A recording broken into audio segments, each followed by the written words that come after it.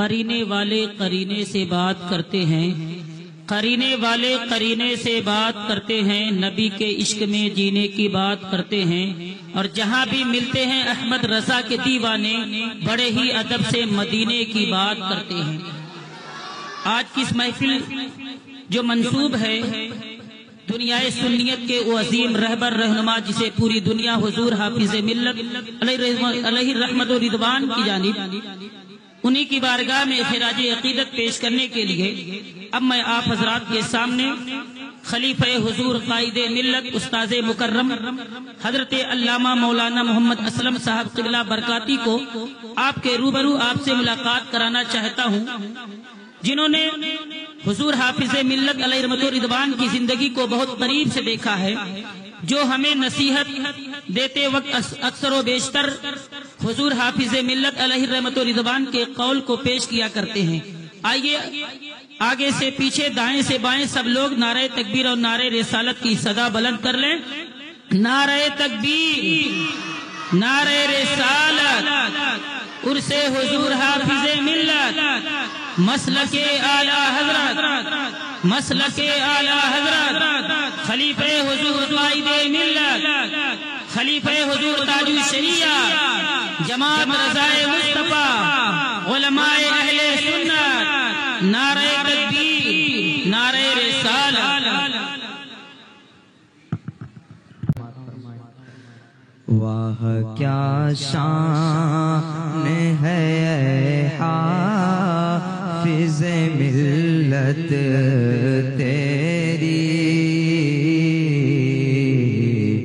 واہ کیا شان ہے اے حافظ ملت تیری، آسمان دیکھ کے حیران ہے رفعت تیری، آسمان دیکھ کے حیران ہے رفعت تیری، واہ کیا شان ہے اے حافظ ملت تیری،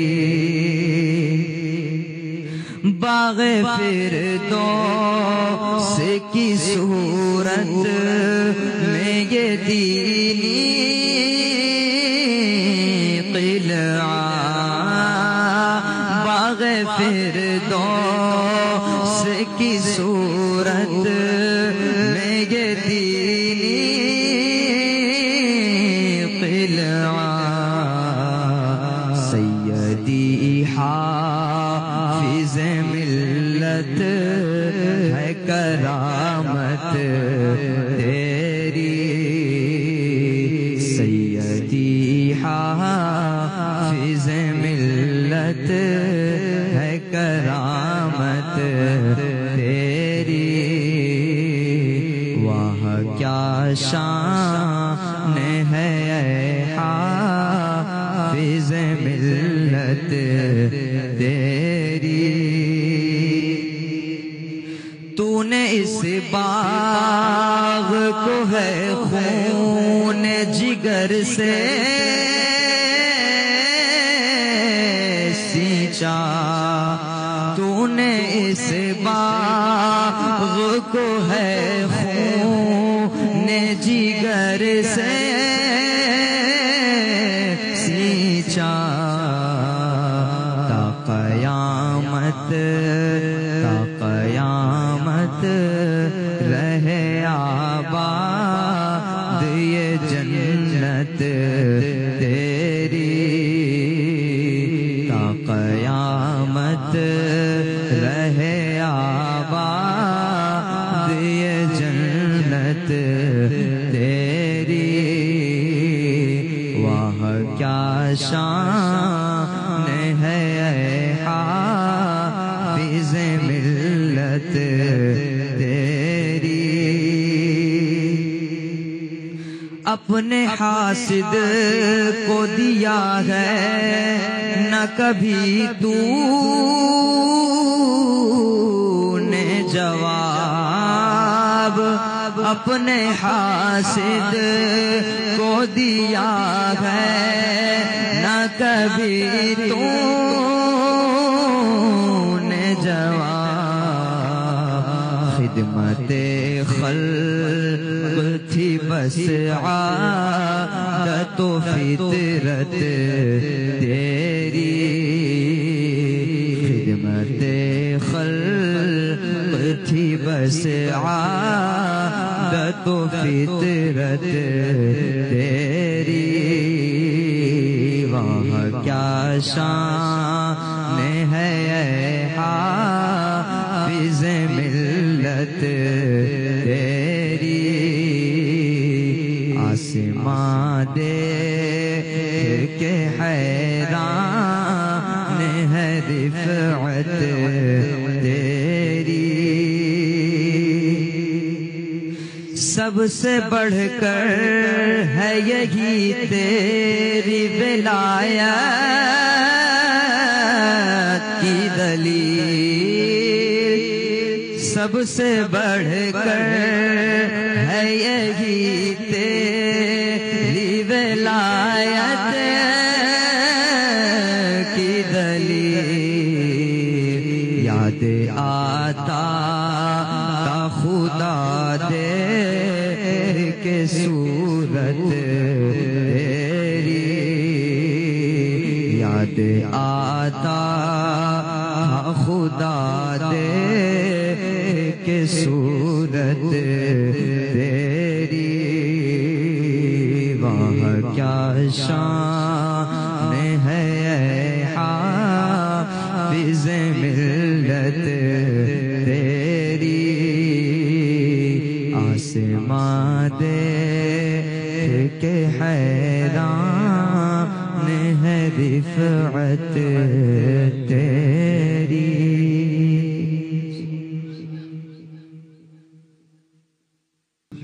اللہم صلی علی سیدنا نبینا مولانا محمد بارک وسلم، صلاۃ و سلام علیک یا رسول اللہ صلی اللہ تعالی علیہ وسلم۔ امام عشق و محبت سیدی سرکار اعلی حضرت عظیم البرکت نے کیا خوب ارشاد فرمایا، انہیں جانا انہیں مانا، نہ رکھا غیر سے کام، للہ الحمد دنیا سے مسلمان گیا۔ آؤ کہیں فرماتے ہیں حبیب یا رسول اللہ کون دیتا ہے، دینے کو منہ چاہیے، دینے والا ہے سچا ہمارا نبی۔ اور کسی سے محبت اور انسیت کی دلیل یہ ہے کہ اس کے دشمنوں کی مروت نہ کی جائے بلکہ مرمت کی جائے، تو یہ حقیقی محبت ہے۔ سرکار اعلیٰ حضرت فرماتے ہیں کہ دشمن احمد پہ شدت کیجئے، ملحدوں کی کیا مروت کیجئے، گیز میں جل جائے بے دینوں کے دل، یا رسول اللہ کی کثرت کیجئے۔ آپ اسٹیج پہ تشریف فرمائے، علماء ذوی الاحترام، ائمہ کرام کے نورانی چہرے کی زیارت کیجئے۔ بالخصوص حضور سرکار تاج الشریعہ نے جو ایک ہمیں امانت عطا کیا ہے، خلیفہ تاج الشریعہ کی شکل میں ان کی زیارت کیجئے۔ یہ سرکار حضور تاج الشریعہ کا بڑا کرم اور بڑی عنایت ہے کہ ہمارے پاس ایک فیضان تاج الشریعہ ہمہ وقت موجود ہے۔ صبح ہو کی شام، دوپہر ہو کی رات، جب چاہے فیضان تاج الشریعہ لینے کے لیے خلیفہ تاج الشریعہ کے ہاں پہنچ جاتے ہیں، اور الحمدللہ فیضان تاج الشریعہ موسلا دھار بارش کے شکل میں برس رہا ہے۔ کیوں؟ اس لیے جو ان سے محبت کرتا ہے وہ برکتیں پاتا ہے۔ آج ابھی ہم اور آپ جس ذات کی زیارت کرنے والے ہیں، جنہیں اپنے ماتے کی آنکھوں سے دیکھیں گے، ان کو جو مرتبہ ملا، برکتیں ملی، جو کچھ انہیں ملا ہے، یہ سرکار تاج الشریعہ کا فیضان ہے۔ اور دور حاضر میں اینک ہٹا کر کے حقیقت کی روشنی میں آپ ملاحظہ کر لو، جن لوگوں نے سرکار حضور تاج الشریعہ سے مخالفت کیا، اناد کیا، سرکار حضور تاج الشریعہ کے روش سے ہٹے تو آسمان پہ سے زمین پہ آ گئے، اور الحمدللہ ثم الحمدللہ جو گمنامی کی زندگی گزار رہے تھے، جنہیں کوئی جانتا نہ تھا، تو نے خرید کر مجھے انمول کر دیا۔ جب تک بکے نہ تھے کوئی پوچھتا نہ تھا، تو نے خرید کر مجھے انمول کر دیا۔ یقیناً آج علماء ذویل احترام کی جو آپ لسٹ دیکھ رہے ہیں، جنہیں بھی آپ دیکھو گے ان پر فیضان تاج الشریعہ برس رہا ہے، چاہے مناظرے کی دنیا ہو، چاہے درس و تدریس کی دنیا ہو، خطابت ہو، جس میدان میں آپ دیکھو گے تو اس کا سلسلہ بریلی مقدس شہر محبت سے لگا ہوا ہے۔ ابھی ہم جس ذات کی زیارت کرنے والے ہیں، جنہوں نے کرناٹک کے اندر جو ایک ہنگامہ برپا کیا، حق کو واضح کیا اور باطل کے شکن کا جواب دیا، جانتے ہیں وہاں کے جو سب سے بڑے عالم تھے، ان کا بیان ہے کہ یہاں کے مناظرے کے لیے میں پورے ہندوستان کے بڑے بڑے مدارس، اکابرین اہل سنت، سواد اعظم سے رجوع کیا کہ یہاں مناظرے کے لیے کس کا انتخاب کیا جائے، تو انہوں نے فرمایا کہ سب کا بالاجماع اتفاق ہوا کہ مفتی اختر حسین علیمی خلیفہ تاج الشریعہ کو ہی بلایا جائے۔ اور ابھی ایک دوسرے شیر رضا کو آپ نے حیدرآباد کی سرزمین پہ دیکھا، جس قدر ڈھارتے ہوئے انہوں نے چیلنج مناظرہ دیا اور ٹائم پر بھی پہنچے۔ یہ سب کون ہیں؟ سرکار حضور تاج الشریعہ کے بارگاہ کے فیض یافتہ ہیں۔ آج ہم اور آپ جس عظیم شخصیت کی بارگاہ میں خراج عقیدت پیش کر رہے ہیں، وہ شاگرد کن کے ہیں؟ سرکار حضور حضور صدر الشریعہ علیہ رحمہ کے۔ حضور سرکار صدر الشریعہ تعلیم حاصل کرنے کے بعد، عالم مفتی محدث فقیہ ہونے کے بعد حکمت کے کام میں لگ گئے، لیکن استاد کی بات مانا۔ آج تو لوگ استاد کی بات کو نظر انداز کرتے ہیں، اور حقیقت یہ ہے جو برکتیں، جو فیضان استاد کی بات کے ماننے میں ہے، وہ کسی کے ماننے میں نہیں ہے۔ حضور سرکار صدر الشریعہ علیہ رحمہ کے استاد نے کہا کہ شہر محبت بریلی شریف چلے جاؤ، استاد کی بات مانے۔ اس وقت مولانا مولوی امجد علی تھے، بات مانے، شہر محبت بریلی شریف بارگاہ اعلی حضرت میں پہنچے تو صدر الشریعہ ہوئے، بدر الطریقہ ہو گئے۔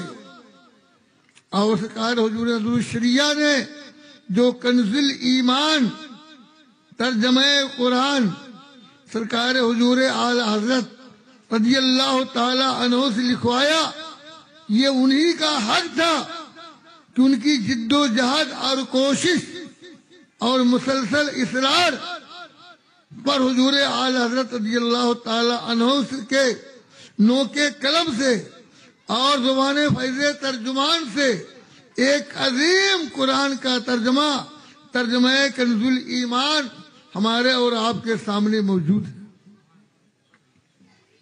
حضور حافظ ملت رضوان فراغت کے بعد ارادہ کیا کاروبار کرنے کا۔ استاد نے مراد آباد سے بریلی شریف بلایا، فرمایا مبارک پور چلے جاؤ۔ آپ غور کریں کہ ارادہ مکمل بدلا ہوا ہے۔ استاد نے حکم دیا کہ چلے جاؤ، آپ فرماتے ہیں کہ میرا ارادہ ملازمت کرنے کا نہیں، میرا ارادہ ہے کاروبار کرنے کا۔ آپ نے فرمایا میں ملازمت کے لیے نہیں، خدمت دین کے لیے بھیج رہا ہوں۔ حضور حافظ ملت علیہ رحمہ فرماتے ہیں کہ اس وقت مجھے 100 روپئے ماہانہ تنخواہ آگرہ کی جامع مسجد میں مل رہی تھی، میں نے اس کے چھوڑ دیا اور 20 روپئے ماہانہ تنخواہ پہ مراد آباد سے مبارک پور پہنچ گیا۔ سرکار حضور صدر الشریعہ علیہ رحمہ بارگاہ اعلی حضرت مزار اعلی حضرت پر لے گئے، آپ نے دعا کیا، فیضان رضا عطا کیا۔ فیضان رضا لے کر کے جب مبارک پور پہنچے تو مبارک پور کی زمین وہابیوں سے بھری ہوئی تھی۔ وہ مدرسے میں کوئی سنی رکتا نہیں تھا، جب بھی آئے تو پریشان ہو کے بھاگتا تھا۔ لیکن سرکار حضور حافظ ملت فیضان رضا لے کر کے جب مبارک پور پہنچتے ہیں تو حال یہ ہوتا ہے کہ وہاں اس طریقے سے سکہ جمایا کہ ساری دنیا یہ کہنے پہ مجبور ہو گئی کہ جس نے پیدا کیے کتنے لالو گھر، حافظ دین و ملت پہ لاکھوں سلام۔ حضور حافظ ملت علیہ رحمہ فرمایا کرتے تھے کہ اپنے استاد سے میں نے علم بھی حاصل کیا اور تربیت بھی حاصل کیا، اور آپ نے اپنی پوری زندگی اپنے استاد حضور صدر الشریعہ علیہ رحمہ کے نقش قدم پر گزاری۔ تو حال یہ ہوا کہ آج عالم اسلام میں ان کے نام کا چرچا ہو رہا ہے، ان کے نام سے مجلسیں منعقد کی جا رہی ہیں۔ اور حضور حافظ ملت علیہ رضوان نماز کے تعلق سے بڑے سخت پابند تھے۔ آپ فرمایا کرتے تھے کہ نماز انسان کو تمام تکالیف سے نجات دیتی ہے، اور انسان نماز ہی سے دور ہے اور پھر یہ چاہتا ہے کہ میں تکالیف سے دور رہوں۔ اگر اسے تکلیف سے دور رہنا ہے، پریشانیوں سے نجات لینا ہے، تو اسے نماز کی پابندی کرتا ہے۔ قابل مبارکباد ہے اس محلے کے لوگ جنہوں نے خلیفہ حضور تاج الشریعہ کی قیادت میں یہ اہتمام کیا اور اتنا عظیم پروگرام منعقد کیا۔ اور علم دین ہی وہ علم ہے جو برکتیں ہمیں یہاں بھی دیتی ہے، قبر میں بھی دے گی اور آخرت میں بھی دے گی۔ ہم لوگ جس تعلیم کو، جس علم کو حاشیے پہ رکھے ہوئے ہیں، کنارے رکھے ہوئے ہیں، یقین جانیے یہ علم دین ہی لوگوں کو والدین کا احترام سکھاتی ہے، بھائیوں کے حقوق سکھاتی ہے، یہی انسانیت سکھاتی ہے۔ یہی علم دین ہی ہے جس کی تبلیغ و اشاعت کے لیے اللہ رب قدیر نے انبیاء کرام کی جماعت کو بھیجا، اور الحمدللہ سرکار حضور اعلی حضرت رضی اللہ تعالی عنہ نے جماعت رضائے مصطفیٰ قائم فرمائی اور ارشاد فرمایا یہ جماعت اجتماعی طور پر پورے دنیا میں دین و سنیت کی کام کرے گی۔ اور آج آپ کے شہر میں جماعت رضائے مصطفیٰ جگہ جگہ پہ مکاتب قائم کر کے لوگوں کے بچوں کی دل کی صفائی کے لیے ایک فیکٹری قائم کر دیا ہے. اور میرے عزیز، جماعت رضائے مصطفیٰ کسی ایرے گیرے کی جماعت نہیں، وہ حضور اعلی حضرت کی جماعت ہے جو اپنے وقت کے نائب غوث اعظم تھے. حضرت شیر محمد شرک پوری نے خواب میں دیکھا، سرکار غوث پاک کی زیارت کیا. کہا حضور اس وقت دنیا میں آپ کا کون نائب ہے؟ ہر دور میں آپ کا نائب ہوا کرتا ہے، اس دور میں آپ کا نائب کون ہے؟ تو آپ نے فرمایا ہندوستان بریلی شریف میں مولانا احمد رضا میرے نائب ہیں. سننا تھا، رختے سفر باندھا، تیاریاں شروع کیا. لوگوں نے، مریدوں نے، معتقدینوں نے پوچھا حضور کہاں جا رہے ہیں؟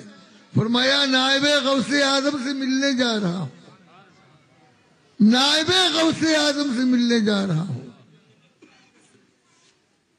تشریف لائے اور ادھر نائب غوث اعظم کو اطلاع ہو گئی. سرکار اعلی حضرت نے فرمایا لوگوں ایک اہم مہمان آ رہے ہیں. ان کے لیے کمرے کی صفائی کرائی گئی. تشریف لائے، ہفتوں رہے. جانے کے بعد لوگوں نے پوچھا کہ آپ گئے تھے نائب غوث پاک کے پاس، کیا دیکھا؟ کہنے لگے واقعی میں نے دیکھا ہے کہ بریلی کے امام سرکار اعلی حضرت لکھتے ہیں اور سرکار حضور غوث پاک ان کی مدد حمایت فرماتے ہیں. تو بریلی مقدسہ وہ سرزمین ہے کہ جہاں ہر دور میں نائب غوث اعظم رہے. خوش ہمارے معظم مکرم حضرت علامہ مولانا حافظ چاند علی، جن کے ہاتھوں میں ہاتھ دے کر کے مرید ہوئے تاجدار اہل سنت نائب غوث اعظم سرکار حضور مفتی اعظم مفتی عالم. آپ نے جنہیں دیکھ لیا، جنہیں ڈانٹ دیا، وہ وقت کا ولی اور وقت کا بہت بڑا امام ہو گیا. بریلی شریف کے ایک حاجی صاحب تھے، ان کی یہ تمنا اور خواہش رہی کہ میں کسی نائب غوث اعظم کے ہاتھوں میں ہاتھ دوں. پریشان پورا ہندوستان چھان مارا، خانقاہوں کو دیکھا، پیروں کو دیکھا، ان کی نگاہ میں کوئی جچا نہیں. چلے گئے بغداد شریف، وہاں رہے، عرصے تک رہے. آنے جانے والے، اٹھنے بیٹھنے والے دیکھتے رہے. ان کی نظر کسی پہ جمی نہیں. دل میں ان کا اطمینان نہیں ہوا کہ یہ نائب غوث اعظم ہے. ایک دن آخری وقت تھا واپسی کا. سرکار بغداد کی بارگاہ میں فاتحہ پڑھتے پڑھتے ایک ہلکی سی غنودگی آئی. عرض کیا حضور کرم فرمائے، اب میں نائب غوث اعظم ڈھونڈنے کے لیے کہاں جاؤں؟ کرم فرمائے. کہتے ہیں کہ ہلکی سی غنودگی آئی. کیا دیکھتا ہوں؟ حضور اکرم صلی اللہ تعالی علیہ وسلم تشریف فرما ہے، صحابہ کرام کا مجمع ہے، وہاں سیدنا سرکار غوث پاک تشریف فرما ہے. ان کے پیچھے مفتی اعظم مفتی عالم تاجدار اہل سنت بھی تشریف فرما ہے. سرکار غوث پاک نے فرمایا یہی ہمارے نائب ہیں.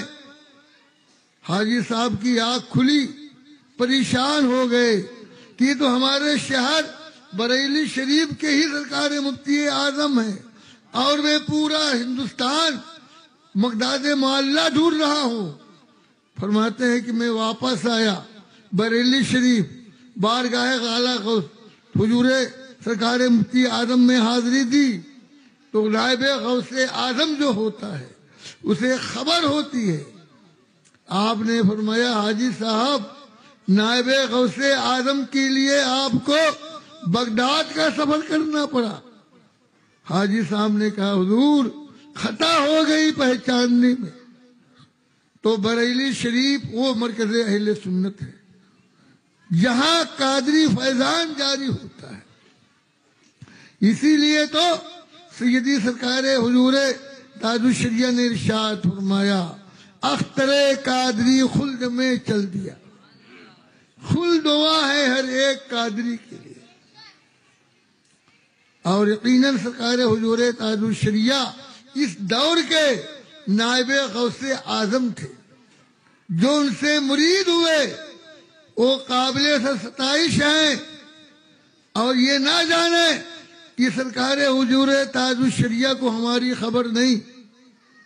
ایک دوسرے ملک کے مولانا صاحب سرکار تاج الشریعہ سے مرید ہوئے، مرید ہونے کے بعد ایک ان کے دوست تھے، یار تھے، بار بار ان کو ٹوچن دینے لگے کہ تم تو ایسے سے مرید ہوئے، لاکھوں کا مجمع تھا، رسی پکڑ کے مرید ہوئے، تم کو حضور تاج الشریعہ نے دیکھا نہیں، تم ملاقات نہیں کیے، مصافحہ نہیں کیے، تو نہ کبھی بات نہ چیت، تو اس مرید ہونے سے کیا فائدہ؟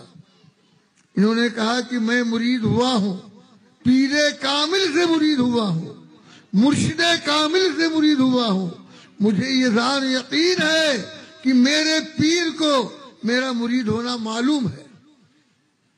لیکن وہ بھی اڑا رہا، کہتے ہیں بار بار ٹوچن مارتا رہا۔ ایک رات میں سویا، آنکھ لگنے والی تھی، دل میں خیال آیا کہ جو آدمی بار بار کہہ رہا ہے حقیقت میں اس میں کی بات میں دم ہے کہ میں حضرت سے کبھی مصافحہ نہیں کیا، اب وہ دوسرے ملک کے ہیں، کبھی ملاقات نہیں، کبھی بات چیت نہیں ہوگی، اور بڑے مجمع میں رسی پکڑ کے مرید ہوا، کیا ملے گا؟ فرماتے ہیں کہ اتنا خیال آنا تھا کہ میری آنکھ لگی، میرا نصیبہ بیدار ہوا۔ سرکار حضور تاج الشریعہ اس وقت باقاعدہ حیات تھے، تشریف لائے، ارشاد فرماتے ہیں مولانا یہ تو ہمارا تمہارا معاملہ ہے، تم نے ہاتھ مجھے دیا ہے، غوث پاک کے ہاتھوں پہ بکے ہوئے ہو، ان کے باتوں میں کیوں آنے کا؟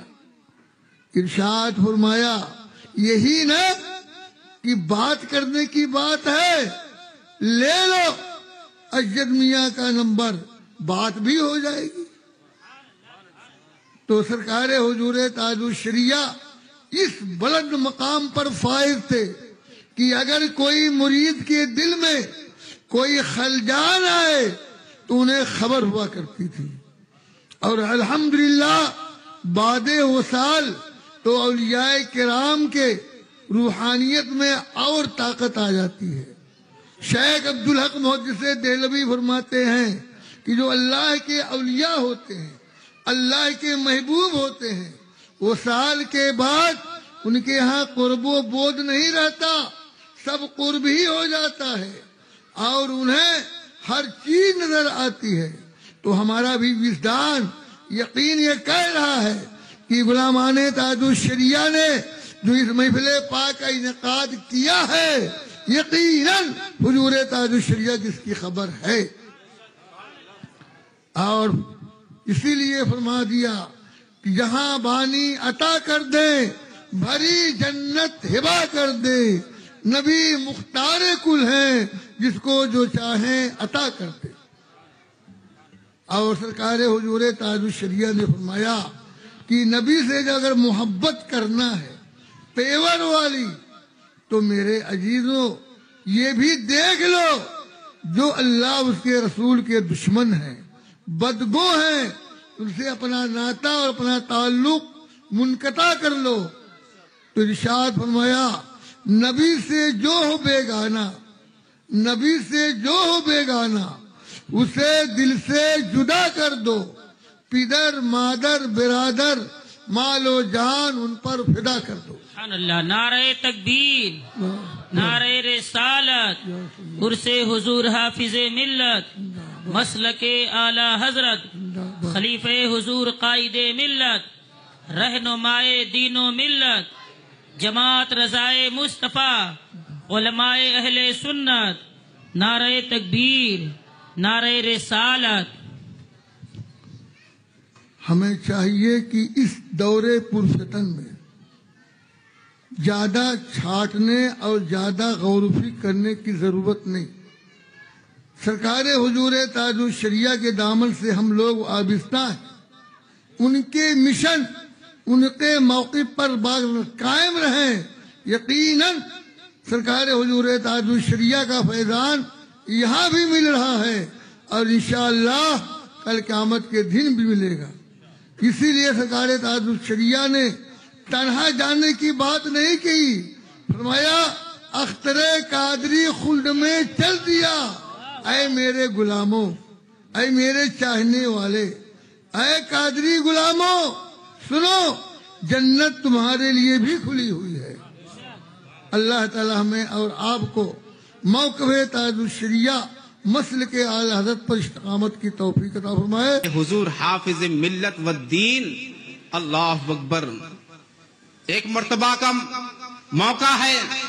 حضور حافظ ملت والدین کس طرح استقامت والے تھے، کس طرح مضبوط قدم والے تھے، اور مسلکی اعلی حضرت پر کس طرح گامزن تھے. سنو، آج ہم کہیں دعوت میں جاتے ہیں تو دعوت میں یوں ہی چلے جاتے ہیں. کوئی اس میں ایرا ہے، گہرا ہے، اور پھر کوئی بد مذہب ہے، کوئی وہاں بھی بیٹھ کر کھا رہا ہے. ہم اور آپ توجہ نہیں دیتے ہیں، بس ہمارا دھیان کھانے پر ہوتا ہے، ہم کھا کر کے چلے جاتے ہیں.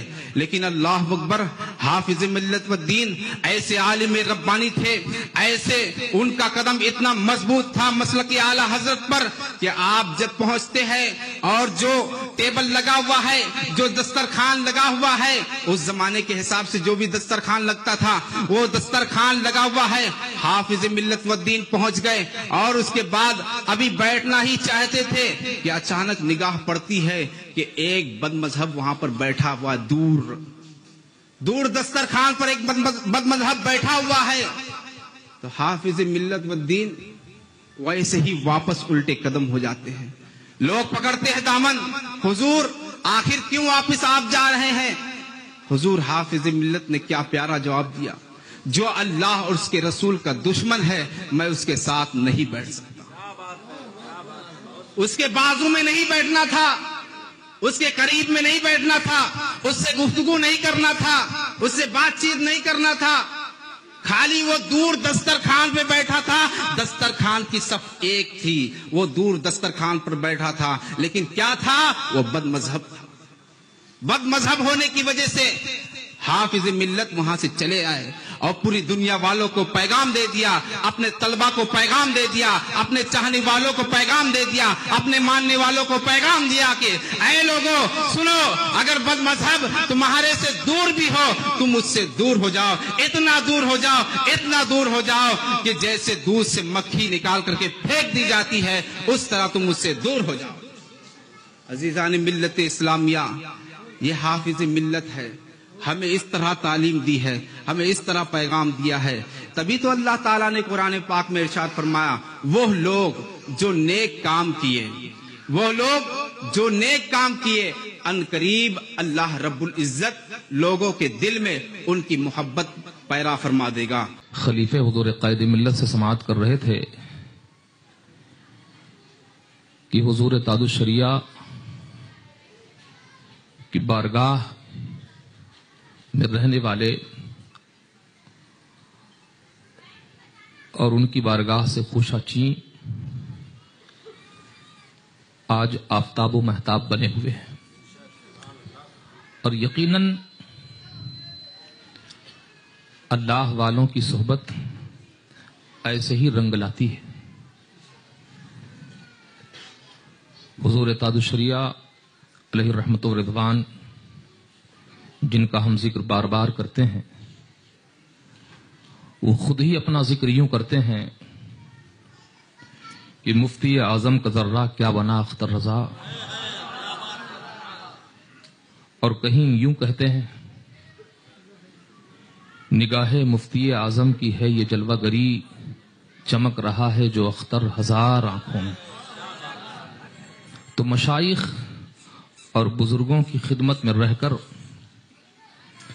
جو اپنے علم اور اپنے آپ کو مشرف کرتے ہیں یقیناً برکتیں وہی پاتے ہیں۔ آج ضرورت ہے ہمیں اپنے مشائخ سے برکتیں حاصل کرنے کی۔ یقیناً آج ہم عرس حافظ ملت کی تقریب میں بیٹھے ہیں، لیکن آپ اس سے پہلے سن چکے کہ حضور حافظ ملت علیہ رحمت الرضوان نہ یہ کہ صرف ولی بلکہ ولی گر تھے۔ یہ ساری برکتیں بہاریں مصطفیٰ جان رحمت صلی اللہ علیہ وسلم کی سنت پر عمل کی برکت سے۔ اب یہ بھی بتایا کہ یہ بہاریں سرکار صدر الشریعہ علیہ رحمت الرضوان نے سرکار اعلی حضرت کے در سے عطا کیا تھا انہیں، کہ جب وہاں سے تشریف لائے تو ایسی کیل ٹھوکی کہ پھر وہاں سے وہ نہ ہٹے بلکہ وہاں سے گمراہیت کو ہٹا دیا، بد مذہبیت اور لادینیت کا قلعہ خما کیا، لیکن اپنا ایک قلعہ تعمیر کر دیا۔ حضور حافظ ملت رحمت اللہ تعالی علیہ کے بائیں داہنے پاؤں میں ایک پھوڑا ہوا،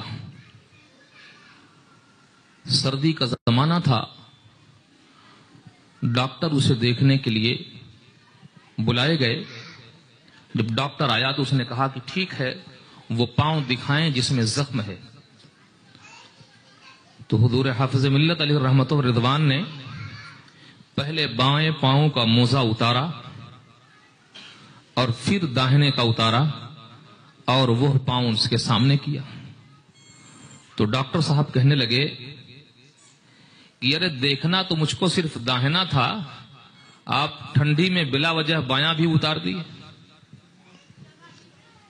حضور حافظ ملت علیہ رحمت الرضوان فرماتے ہیں کہ سنت یہی ہے کہ جب پہنا جائے تو داہنے سے اور اتارا جائے تو بائیں سے۔ یعنی اگر ہم حضور حافظ ملت کی محبت کا دم بھرتے ہیں تو ہم کو سنت و شریعت پر سختی کے ساتھ کاربند رہنے کی ضرورت ہے۔ آج ہماری مسجدوں اور مزاروں پر بدبخت شبیخوں مار رہے ہیں، وہ اسے بت قدا اور نہ جانے کیا کا کہنے کی کوششیں نہیں بلکہ یاچکا بھی داخل کر رہے ہیں۔ سنبھل جل رہا ہے، مسلمانوں کا خون بہ رہا ہے، لیکن ہم ہیں کہ ہمارے اندر ذرا سی رمق یا ذرا سی حرارت، ذرا سی گرمی نہیں آ رہی۔ گرمی کا مطلب یہ کہ ہم آج بھی گناہوں میں پڑے ہیں، آج بھی مسجدوں کو ویران کیے ہیں۔ مؤذن 5 مرتبہ مسجدوں سے حی علی الصلاح حی علی الفلاح کی صدا لگاتا ہے، لیکن بازو ہی میں مسجد ہوتی ہے۔ ذرا جا کے دیکھ لیں کہ شاید و باید اندر کا بھرتا ہوگا، نہیں تو صرف ایک دن جمعہ کے دن مسجدیں بھر رہی ہیں۔ قرآن عظیم میں رب تبارک و تعالی نے فرمایا کہ ہم تمہیں پکڑتے ہیں اس لیے کہ تاکہ تم گڑ گڑاؤ، اپنے رب کے حضور پلٹ آؤ، اپنے رب کی بندگی کرو۔ لیکن آج ہمارے دل اتنے سخت ہوتے جا رہے ہیں کہ ابھی دوسرے ممالک کی خبریں ہم سنتے اور پڑھتے تھے اور خود اپنے ملک میں وہ خبریں دیکھ رہے ہیں، لیکن یہ ظالم یہ خود ہم پر ظلم نہیں کر رہے، بالکل وہ کر رہے ہیں، لیکن ان سے پہلے خود ہم اپنے اوپر ظلم کر رہے ہیں۔ گناہ کرنا یہ بھی ظلم ہی ہے، شریعت کی نافرمانی کرنا یہ بھی ظلم ہی ہے۔ رات کو نکڑوں پر شب گزار دینا اور والدین کو یوں ہی بلکتا چھوڑ دینا یہ بھی ظلم ہی ہے. نکاح کر کے منکوحہ کو گھر میں لانا اور رات بھر ڈھابوں اور بیئر باروں میں شباشی کرنا یہ بھی ظلم ہی ہے. اپنی ماؤں اور بہنوں کی کفالت نہ کرنا، انہیں یوں ہی چھوڑ دینا اور وہ کام کے بہانے کام کریں اور ساتھ ہی عشق بازی کے ساتھ دین سے مرتد ہوں، یہ بھی ظلم ہی ہے. یہ سارے ظلم ہم کر رہے ہیں اور تھوڑے ظلم وہ کر رہے ہیں. ہمیں ضرورت ہے اپنے آپ کو سنت و شریعت پر کاربند کرنے کی. یقیناً سچ کہا ہے کہنے والے نے، آج بھی ہو جو ابراہیم سیما پیدا، آگ کر سکتی ہے اندازے گلستہ پیدا.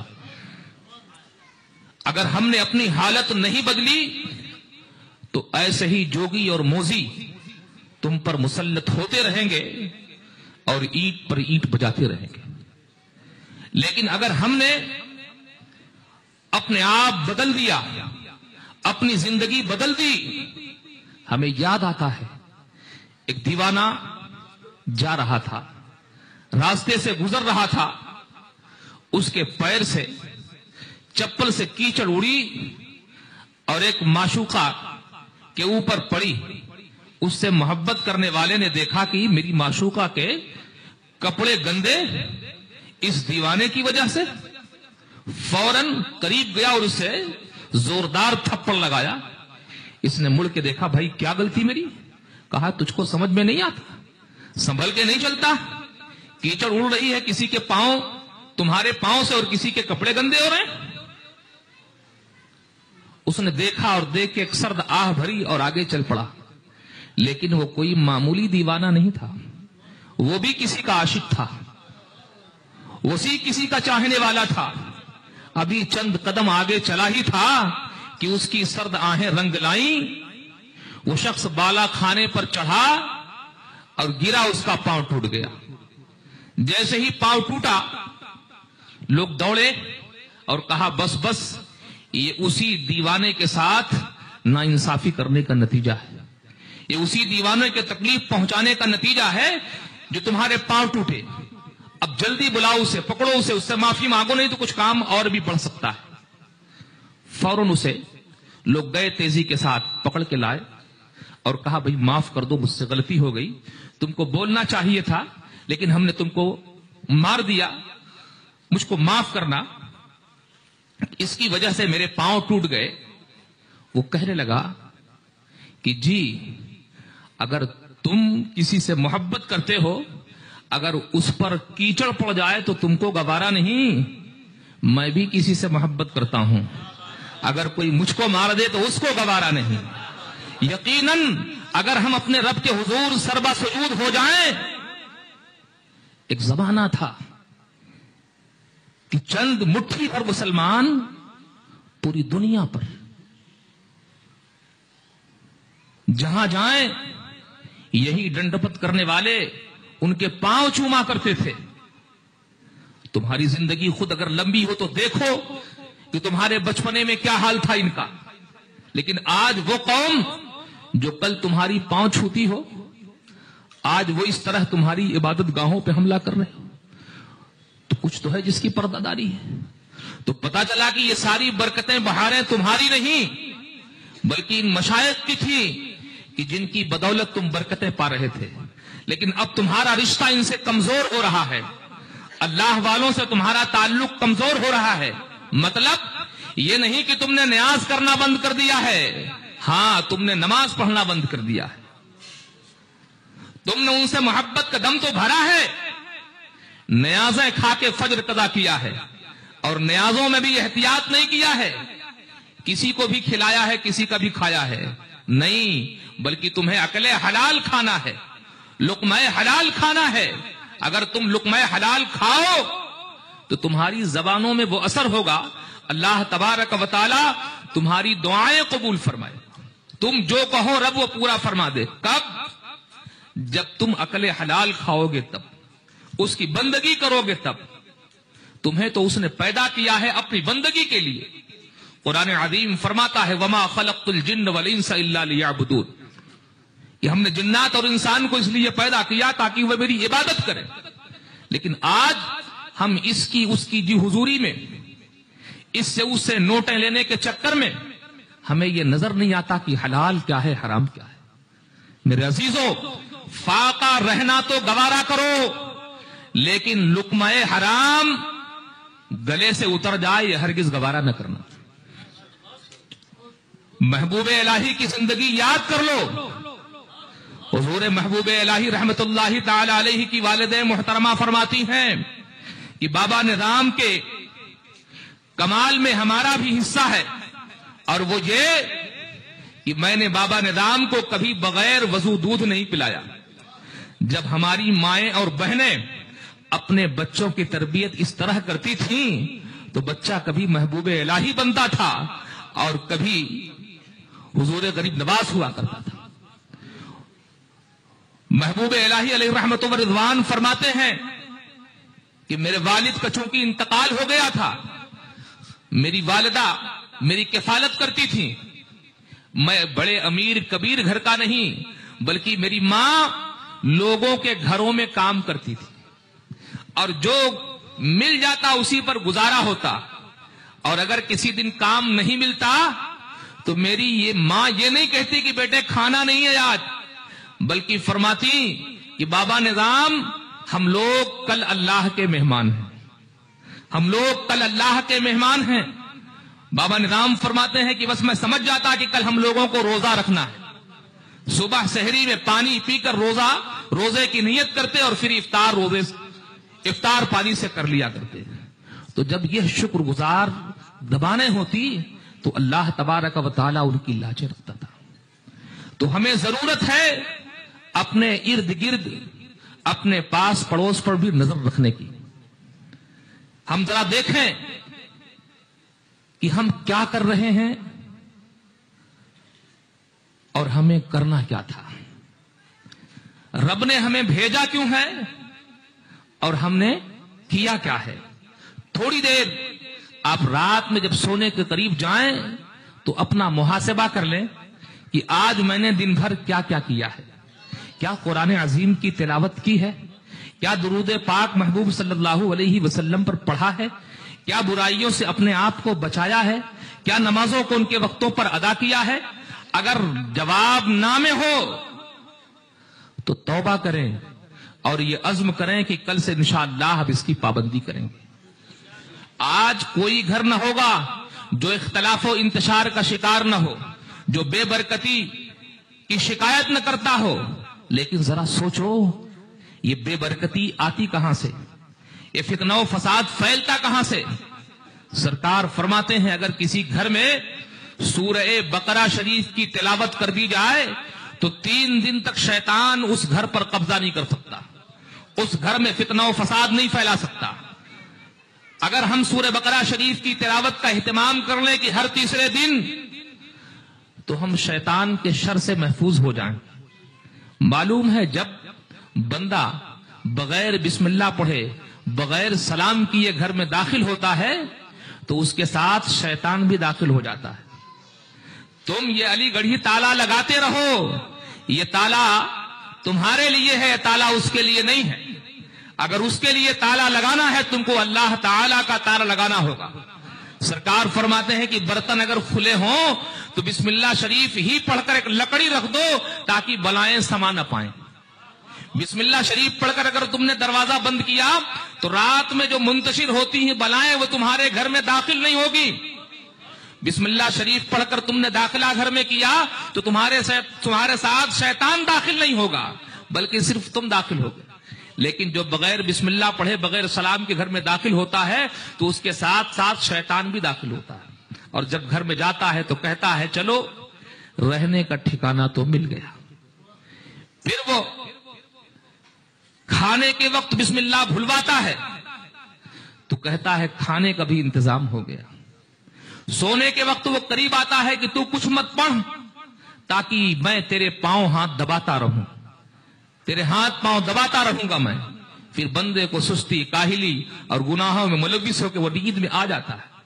اور پھر اس پر ایسی گرہیں لگاتا ہے کہ اب یہ فجر کے وقت اٹھ نہ سکے، لیکن اگر آتے ہی وقت اس نے بسم اللہ پڑھ لیا تو شیطان باہر، اللہ کی رحمت اندر، اختلاف و انتشار سے بچا اور گھر میں برکتیں آئیں۔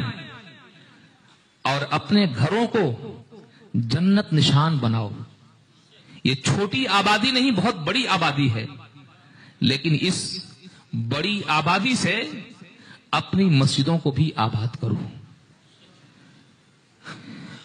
اگر ہم چاہتے ہیں کہ ہمارا گھر آباد رہے تو آپ خدا کا گھر آباد کیجئے، اس لیے کہ اگر اس کا گھر آباد رہا تو وہ کریم کبھی بھی آپ کے گھر کو برباد نہیں کرے گا۔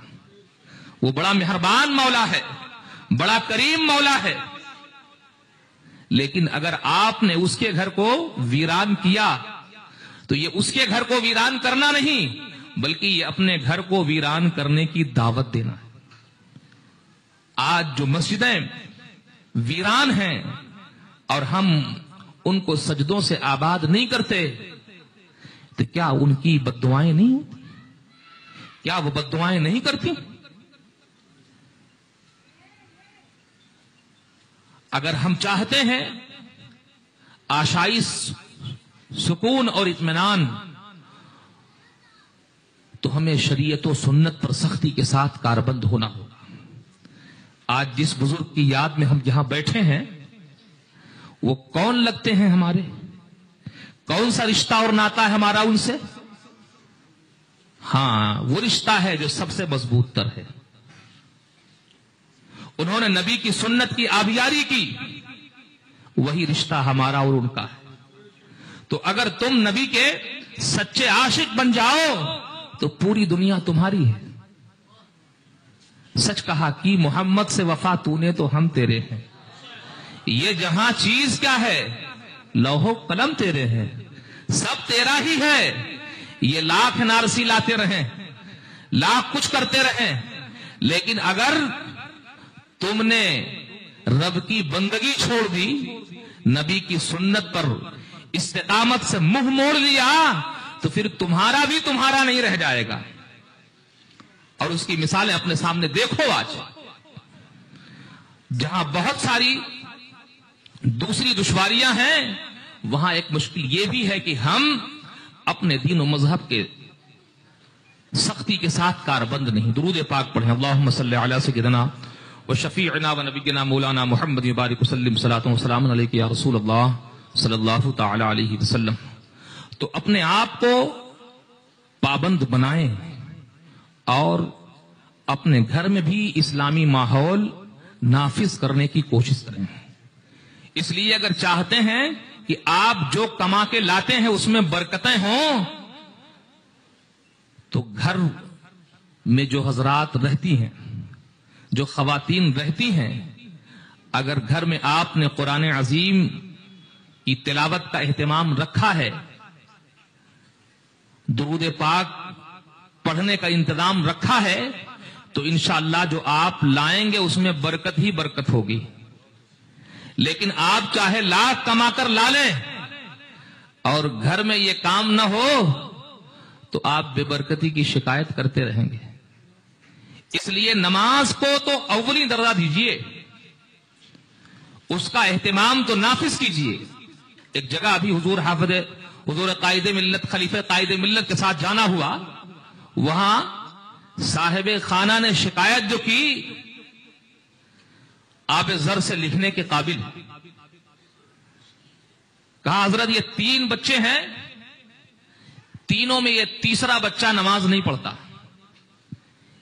اور میں نے اب کہہ دیا ہے کہ اب اسے گھر سے باہر بھی کر دیں گے اور اس کے نام کوئی مکان بھی نہیں رکھیں گے۔ ہمیں بے نمازی کی ضرورت نہیں ہے، اگر نماز پڑھے گا تو ٹھیک ہے، نہیں پڑھے گا تو ہم اس کو ہٹا دیں گے۔ سن کر آنکھیں اشک سے بھر گئی کہ اگر کاش ہمارا معاشرہ اسی طرح، ہر گھر کا باپ اسی طرح اپنے بچوں پر سخت ہو جائے تو ہمارے بچے لاوبالی نہیں نکلیں گے۔ آج منشیات، نشے کے معاملے میں اگر سب سے برباد زیادہ ہو رہی ہے کوئی قوم تو مسلمان کے بچے. پولیس کے ڈنڈے کھانے میں بھی یہی آگے ہیں, جیل میں جانے میں بھی یہی آگے ہیں, نشہ کرنے میں بھی یہی آگے ہیں. کاش جو ہمارے بچے پڑھنے والے ہیں وہ محنت کر کے پڑھتے, تو جو ظالم جیل کی سلاخوں کے پیچھے ہمارے جوانوں کو سڑا رہی ہے وہ سڑا نہیں سکتے. لیکن ہمارے بچے سوچتے ہیں بس ہماری زندگی ہم بس نہیں, بلکہ تم قوم کی امانت ہو. اپنے گھر کی بھی کفالت کرو اور اپنے سماج کی بھی دیکھو, اپنے محلے پر بھی نگاہ رکھو, اپنے پڑوس والوں کی بھی خدمت کرو. تمہارے ہاتھ صرف اس لیے نہیں ہے کہ تم لقمہ تر کھا لو, نہیں, بلکہ گرتوں کو اٹھاؤ بھی, بیماروں کو سہارا بھی دو. اگر تم نے یہ کام کیا تو ہی تم سچے مسلمان ہو. اس لیے کہ نبی نے یہی کیا ہے اور یہی بتایا ہے, یہی ہمیں سکھایا ہے. ہمیں ضرورت ہے کہ ہم اپنے گھر پر کڑی نگاہ رکھیں, سنت و شریعت پر عمل میں ہرگز کوئی تساہلی نہ برتیں. اگر اسلامی ماحول ہم نے اپنے گھر میں قائم کر لیا تو پھر ہمیں ہر جگہ جلسوں جلوس کی ضرورت نہیں پڑے گی, بلکہ جب ہر گھر شاد رہے گا تو یوں ہی ہر گھر میں جلسہ ہوتا رہے گا. بڑی مشکل سے یہ جلسے کی تقریبیں منعقد ہوتی ہیں, آپ وقت دیتے ہیں, لیکن یہ صورت کیجئے کہ منعقد ہمیشہ ہوتا رہے, ہمیشہ یہ جلسے ہوتے رہیں. بڑے جلسے روڈ پر ہوں لیکن چھوٹے جلسے روز گھر میں ہوا کریں. میلاد مصطفیٰ کی محفلیں روز گھر میں سجا کریں. نبی پر درود پاک کے ورد کی محفلیں روزانہ گھر میں سجا کریں, اگرچہ 5 ہی منٹ ہو.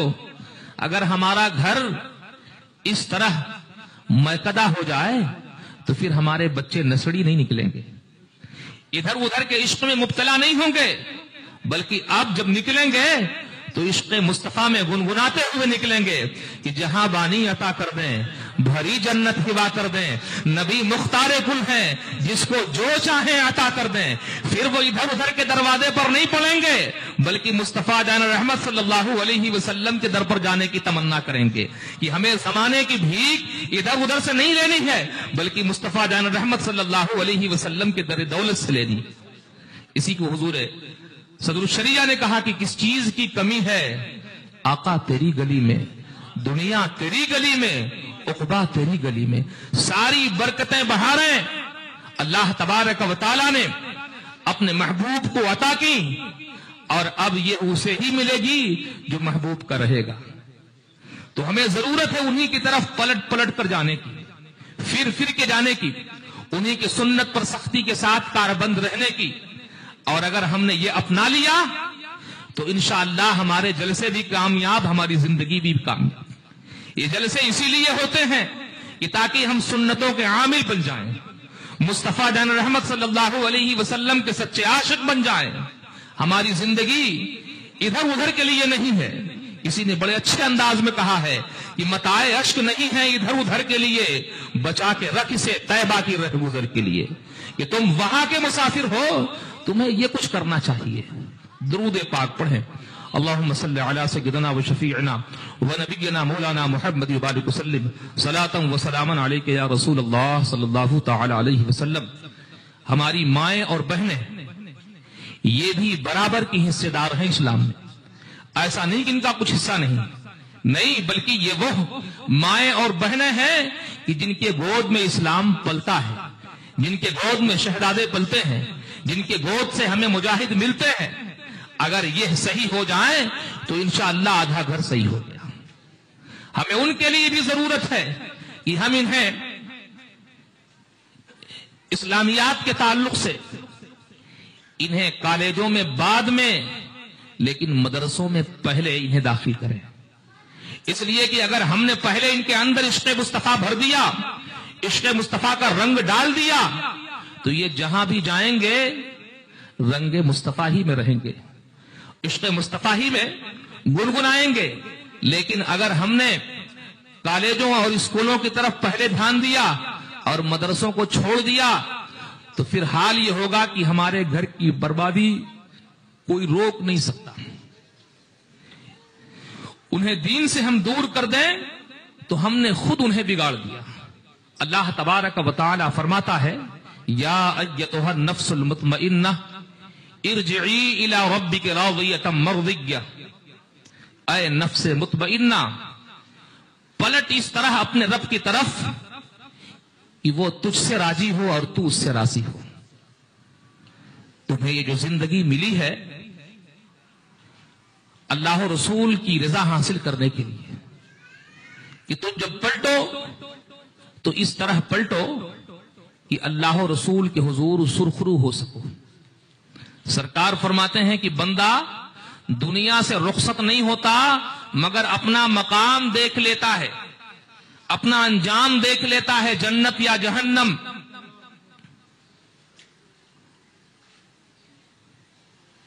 جب حلق تک روح آتی ہے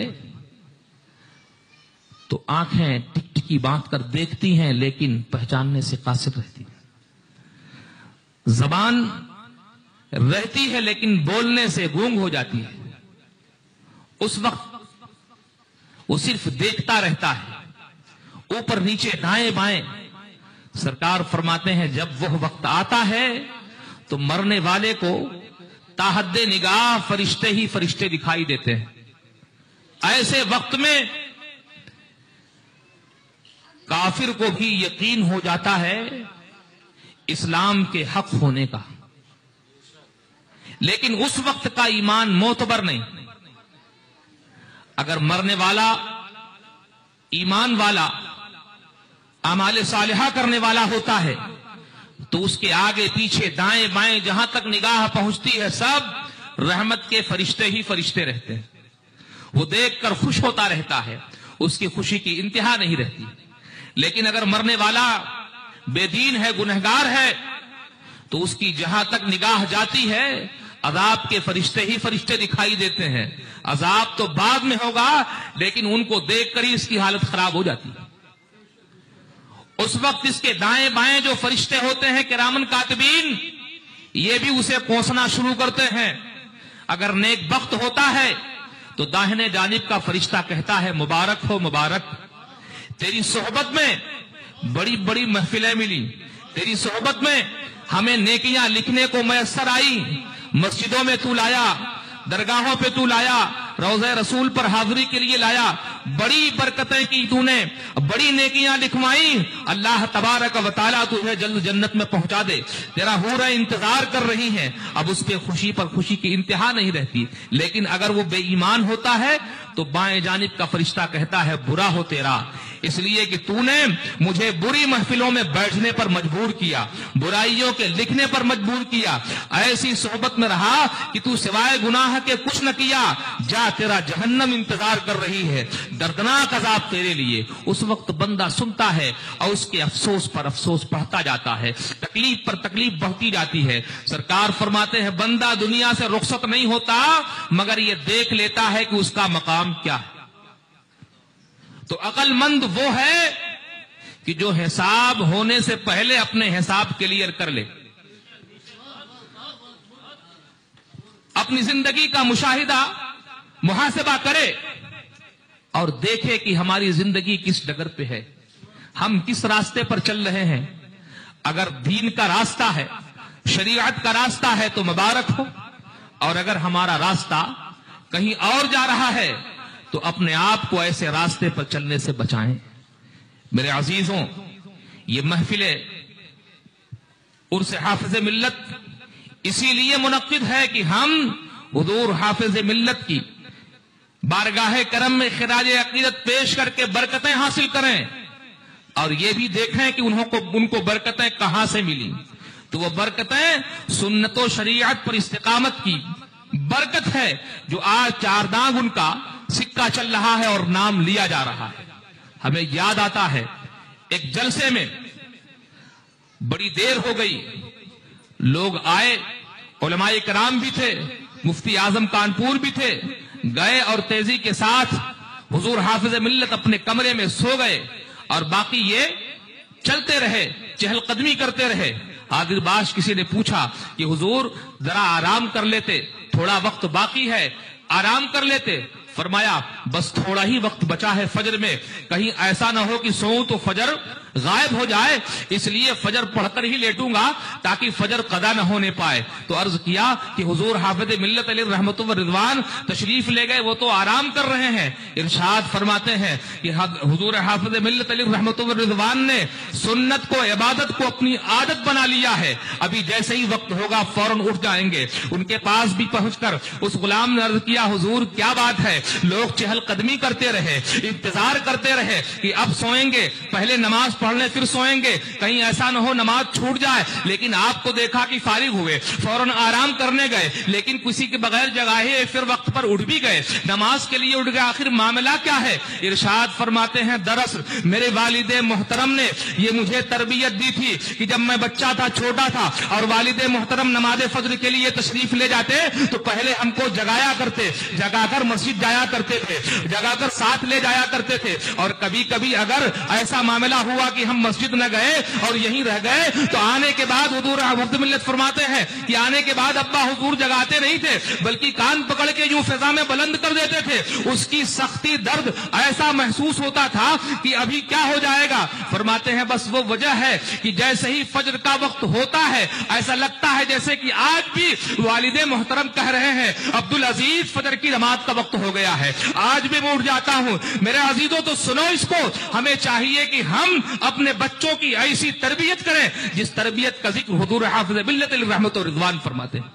تو اگر ہم نے اپنے بچوں کی تربیت اس طرح کر لی تو انشاءاللہ وہ نمازوں کے پابند رہیں گے. لیکن اگر ابھی ہم نے نمازوں کی پابندی کی کوشش نہیں کی، اور پھر کوشش کیسے کریں گے جب ہم خود ہی اس کے پابند نہیں ہوں؟ تو ہمیں ضرورت ہے کہ پہلے خود پابند بنیں اور اپنے بچوں کو بھی اس کا پابند بنائیں. اور جب اس کا پابند بنائیں گے تو انشاءاللہ اس کی برکتیں پائیں گے. تو ہمیں ضرورت ہے کہ ہم سنت و شریعت پر سختی کے ساتھ کاربند رہیں. مسلک اعلی حضرت کا نعرہ لگانا یقیناً بہت اچھا ہے، لیکن ساتھ ساتھ اس مسلک پر قائم رہنا یہ اس سے بہتر ہے. ہمیں چاہیے کہ ہم صرف نعروں سے کام نہ لیں بلکہ عملی میدان میں بھی اتریں. اپنے آپ کو مسلک اعلی حضرت کا سچا پکا پابند بنائیں، صرف نام لینے والا نہیں. اگر ہم نے یہ عمل کیا تو انشاءاللہ دنیا میں بھی کامیاب رہیں گے اور آخرت میں بھی. اللہ جل وعلا ہم سبوں کو اپنے محبوب صلی اللہ علیہ وسلم کی سنت پر سختی کے ساتھ کاربند رہنے کی توفیق رفیق عطا فرمائے. اللہم صلی علی سیدنا و مولانا محمد معدی الجود والکرم و اہلہ کرام اجمعین. آج کا یہ اجلاس دنیا اسلام کی عبقری شخصیت جسے ہم اور آپ حضور حافظ ملت کے لقب سے یاد کرتے ہیں، اس پاکیزہ ذات کے ذکر جمیل کے لیے منعقد ہے. اللہ تبارک و تعالی نے انسانوں کی ہدایت اور ان کی رہنمائی کے لیے 1,00,000 کم و بیش 2,24,000 انبیاء کرام کو دنیا میں بھیجا. حضرت سیدنا آدم علی نبینا وعلیہ الصلاۃ والسلام اس پاکیزہ سلسلے کی پہلی کڑی اور آخری نبی پیغمبر رسول ہمارے آپ کے آقا و مولا رحمت عالم نور مجسم جناب محمد رسول اللہ صلی اللہ تعالی علیہ وآلہ وصحبہ وسلم ہیں. نبوت و رسالت کا سلسلہ ہمارے آقا و مولا صلی اللہ علیہ وسلم پر ختم. قرآن کریم کا اعلان وخاتم النبیین یہ نبی سارے نبیوں کے آخری ہیں، خاتم ہیں، اب ان کے بعد قیامت تک کوئی نبی نہیں آ سکتا۔ رسول پاک صلی اللہ علیہ وسلم نے ارشاد فرمایا، لا نبی بعدی ولا فخر، میرے بعد کوئی نبی نہیں آ سکتا مگر اس پوسٹ پر، اس منصب پر مجھے کوئی فخر نہیں ہے۔ آخر انبیاء رسول پاک صلی اللہ علیہ وآلہ وصحبہ وسلم کی ذات ہے، لیکن ہدایت و رہنمائی کا سلسلہ قیامت تک چلے گا۔ لوگوں کے درمیان بھلائی کا پیغام پہنچانے کا کام صبح قیامت تک ہوتا رہے گا۔ اب یہ کام کون کرے گا؟ یہ ذمہ داری کس کی ہے؟ قرآن کریم میں ایک جگہ فرمایا گیا، تم میں سے ایک جماعت ایسی ہونی چاہیے تأمرون بالمعروف وتنہون عن المنکر، جو نیکیوں کا حکم دے اور برائیوں سے روکے، اچھائیوں کی طرف لے جائے، برائیوں سے روکے۔ اور آگے اس جماعت کے بارے میں قرآن نے فرمایا، ہم المفلحون، وہی جماعت کامیاب ہے۔ ایک جماعت انسانوں کی ہدایت کے لیے خدا کی طرف سے منتخب ہوتی رہے گی۔ دروازے نبوت بند ہو گیا ہے، لیکن ہدایت کا کام نہیں بند ہوا ہے۔ رسالت کا دروازہ بند، مگر تبلیغ دین کا دروازہ کھلا ہوا ہے۔ کون ہے جو اس ذمہ داری کو نبھائے گا؟ اللہ کے رسول صلی اللہ علیہ وسلم نے اس کا اعلان فرما دیا اور فرمایا، العلماء ورثۃ الانبیاء، علماء نبیوں کے وارث ہیں۔ جو ذمہ داری انبیاء کرام اپنے اپنے دور میں نبھاتے رہے، ہمارے آقا و مولا صلی اللہ علیہ وسلم کے بعد اب آقا کی پیاری امت میں ایسے چنے ہوئے لوگ رہیں گے جو اس ذمہ داری کو نبھانے کا کام کرتے رہیں گے۔ علماء یہ نائبین رسول ہیں، ان کا کام وہی ہے جو رسولان اعظام نے ان کے ذمہ لگایا ہے۔ جماعت اہل سنت کی ایک بڑی قداور اور مشہور شخصیت فقیہ ملت مفتی جلال الدین احمد امجدی علیہ رحمت و رضوان کی ہے۔ آپ فرمایا کرتے تھے، نائب کا کام وہی ہے جو اصل کرتا تھا۔ اور پھر وہ فرماتے تھے، ہمارے آقا و مولا صلی اللہ علیہ وسلم ظاہری حیات طیبہ کے آخری لمحے تک دین پھیلانے کی فکر میں، لوگوں کے ایمان کی حفاظت کی تدبیر میں لگے رہے۔ تو سچا نائب وہی ہوگا جو امت کے ایمان کی حفاظت کی فکر میں لگا رہے۔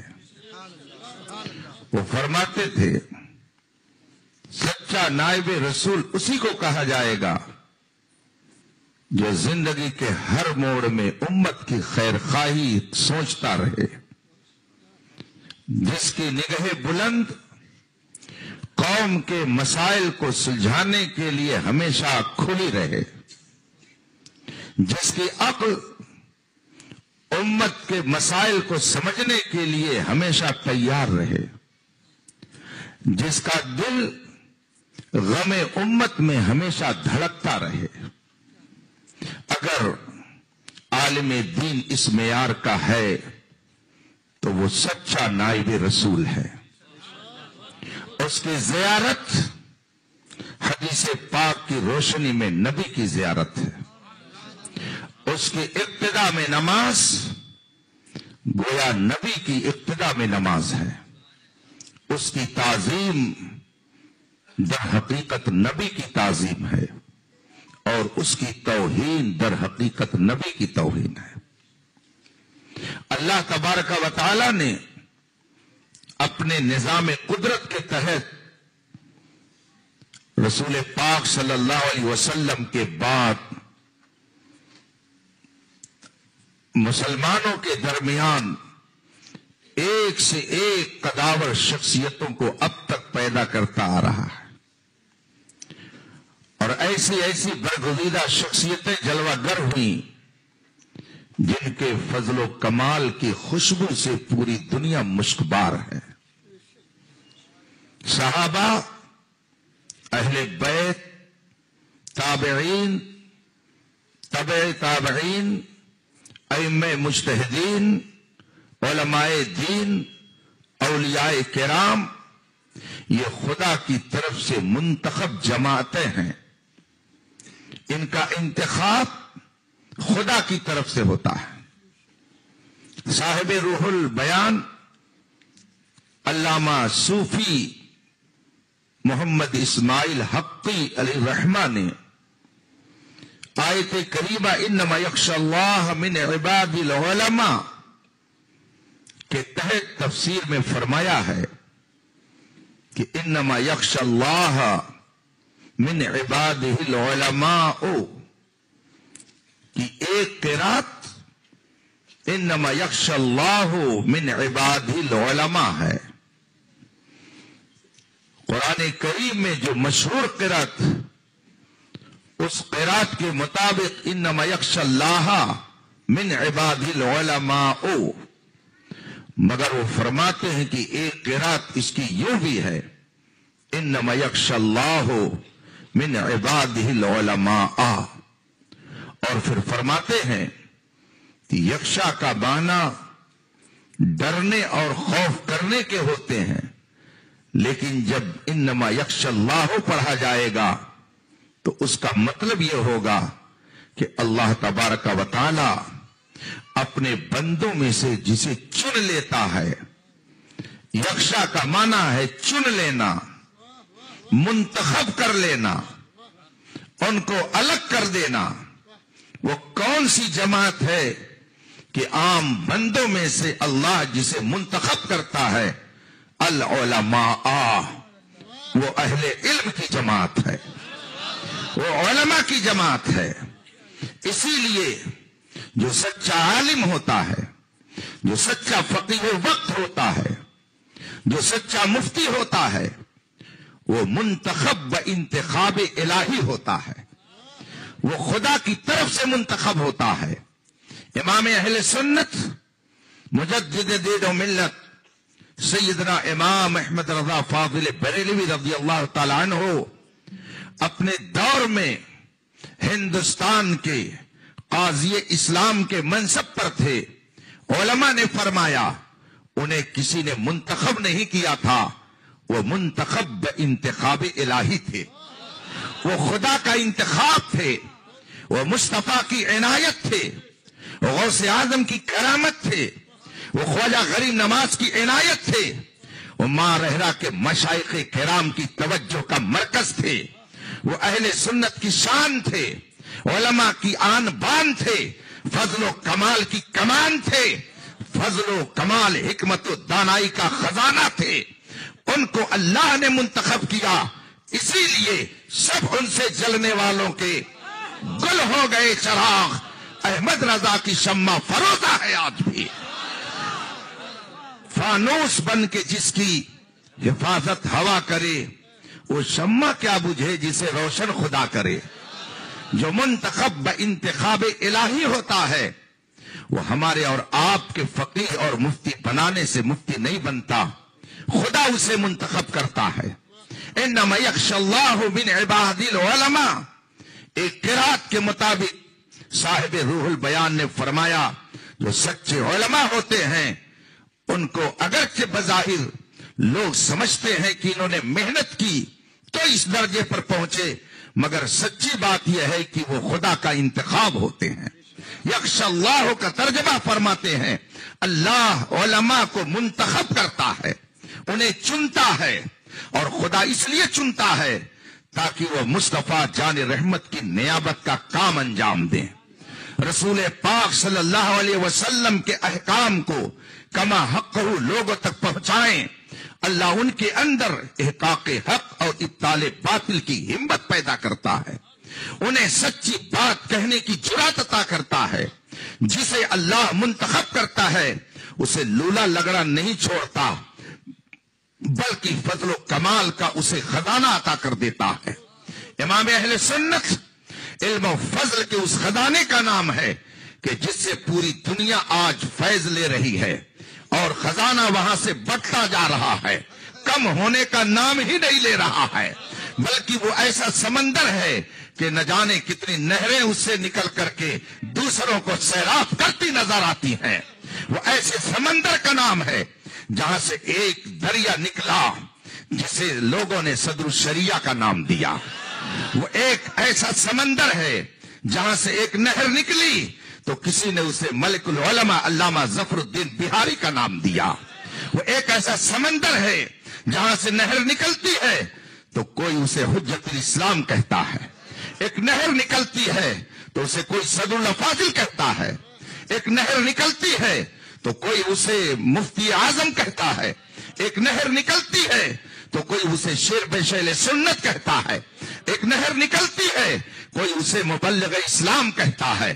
اٹھائے کچھ ورق لالا نے، کچھ نرگس نے، کچھ گل نے، چمن میں ہر طرف بکھری ہوئی ہے داستاں ان کی۔ وادی رضا کی کوہ ہمالا رضا کا ہے، جس سمت دیکھیے وہ علاقہ رضا کا ہے، اوروں نے تو لکھا ہے بہت علم دین پر، جو کچھ ہے اس صدی میں وہ تنہا رضا کا ہے۔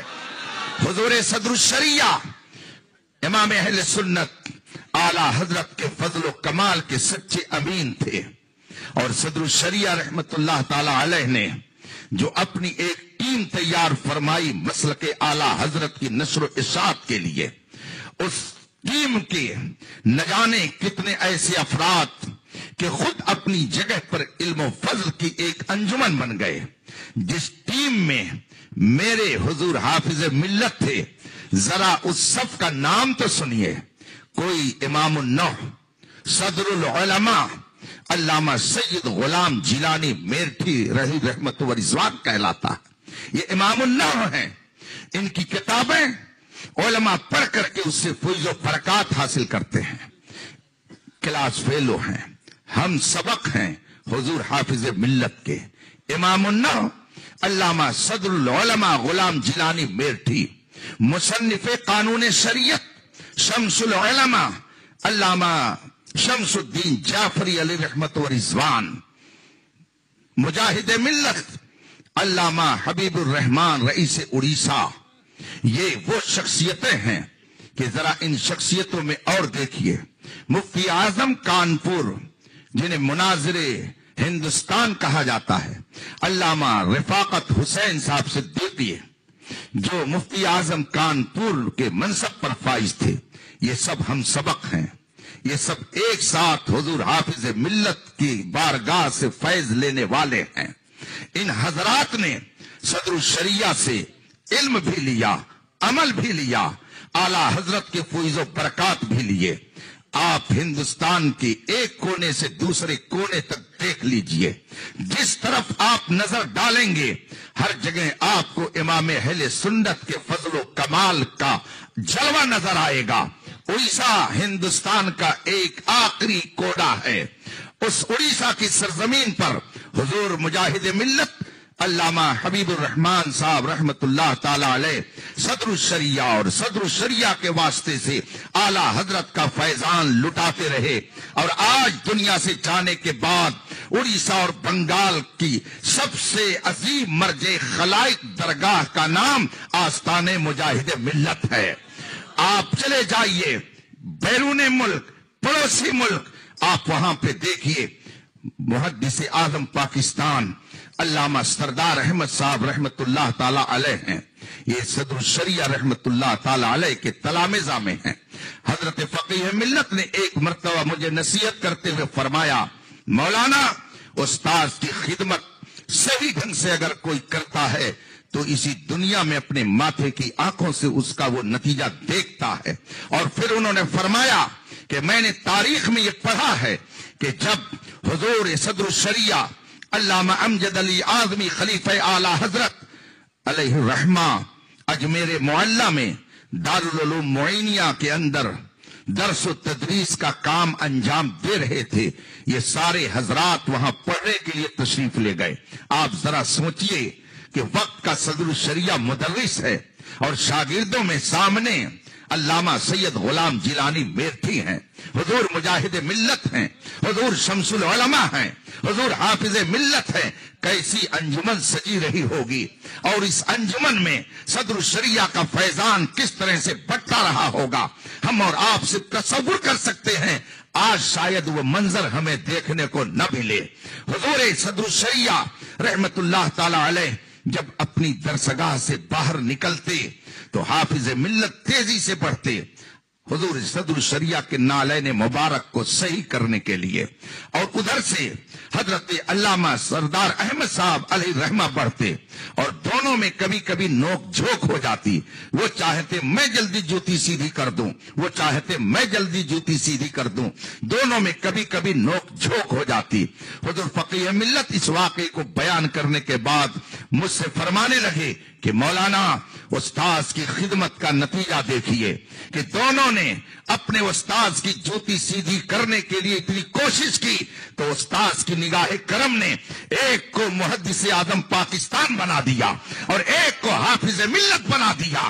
نہ پاکستان میں محدث اعظم کا کوئی جواب، نہ ہندوستان میں حافظ ملت کے تعمیری کارناموں کا کوئی جواب۔ حضور حافظ ملت نے الجامعۃ الاشرفیہ مبارک پور قائم کر کے ہزار کی تعداد میں ایسے علماء تیار کر دیے جنہوں نے بر صغیر میں امام احمد رضا کے افکار و نظریات کو پھیلانے کے لیے اپنی کمر ہمت کو کس لیا، تو کوئی باطل ان سے آنکھ ملانے کی جرات نہیں کر پا رہا ہے۔ میں الحمدللہ امام العلماء حضور مفتی شبیر حسن رضوی رحمت اللہ تعالی علیہ کا چہیتا شاگرد ہوں، یہ فخر سے کہتا ہوں۔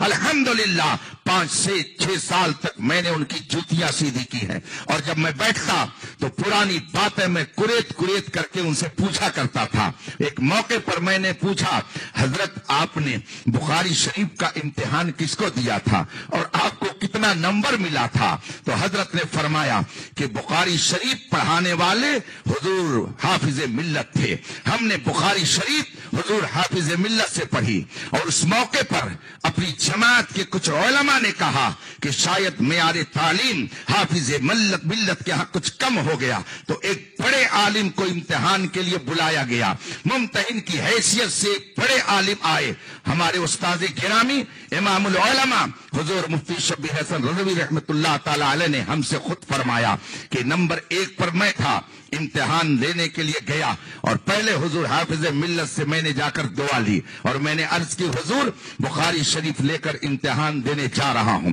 حضرت نے دعائیں دی اور اس کے بعد میں فرمایا جاؤ۔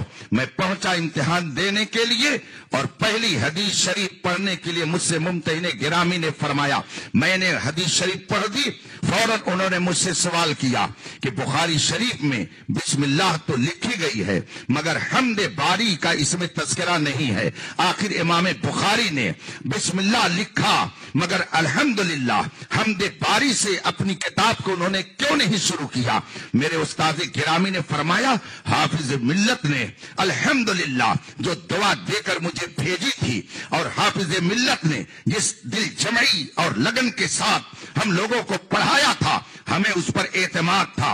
इसलिए जो ही मुमतहिन ने मुझसे पूछा कि आखिर इमाम बुखारी ने बिस्मिल्लाह तो लिखी मगर हमदे बारी से बुखारी शरीफ को क्यों नहीं शुरू किया, मैंने बेला झिझक कहा अल्हम्दुलिल्लाह मेरे पास इसके 11 जवाबात हैं। कितने जवाब आपको दूं? कौन जवाब आपको दूं? इतना जो मैंने कहा, मुमतहिन गिरामी ने फरमाया बस बस समझ में आ गया कि मौलाना अब्दुल अजीज ने बहुत एतमाद से पढ़ाया है। इसका मतलब है कि हाफिज मिल्लत अपने तलामिज़ा को खुद एतमादी का जो दर्स देते थे उसके असरात फर्रे सगीर पर आप अपने माथे की आंखों से देख सकते हैं। मुझसे एक मौके पर हुजूर मुहद्दिस कबीर मुमताजुल फुक़हा सुल्तानुल मुनाज़िरीन उस्ताजुल असातिज़ा आकाए नेमत मुर्शिदे बरहक वारिसे उलूमे सदरुल शरिया तन्हा अंजुमन एतमादे हुजूरे ताजुल शरिया आबरूए अहले सुन्नत आफते जाने वहाबियत सुलह कुल्लियत। हुजूर मुहद्दिस कबीर अल्लामा ज़ियाउल मुस्तफा साहब किबला दामत बरकातुल आलिया, वो अपनी करम नवाजी से मुझको किस तरह से नवाजते हैं मैं उसे बयान नहीं कर सकता। जुमा का दिन था, मैं अपने घर खलीलाबाद से जमदा शाही के लिए मगरिब की नमाज पढ़ के रवाना हुआ। इतने में हजरत का फोन आ गया। मैंने कहा हुजूर दुआ फरमाएं। कहा क्या हुआ? मैंने कहा कुछ घरेलू काम के लिए भी अगर मैं जुमा को आता हूं तो इतनी कसरत से भीड़ घर पर होती है कि अपना काम नहीं कर मिलता है। न जाने कैसे कैसे मसाइल लोग लेकर आते हैं। कहा क्या हुआ?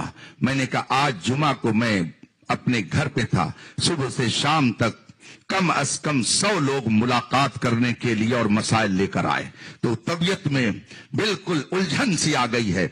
हुजूर दुआ फरमाएं। अब क्या फरमाते हैं हुजूर मुहद्दिस कबीर?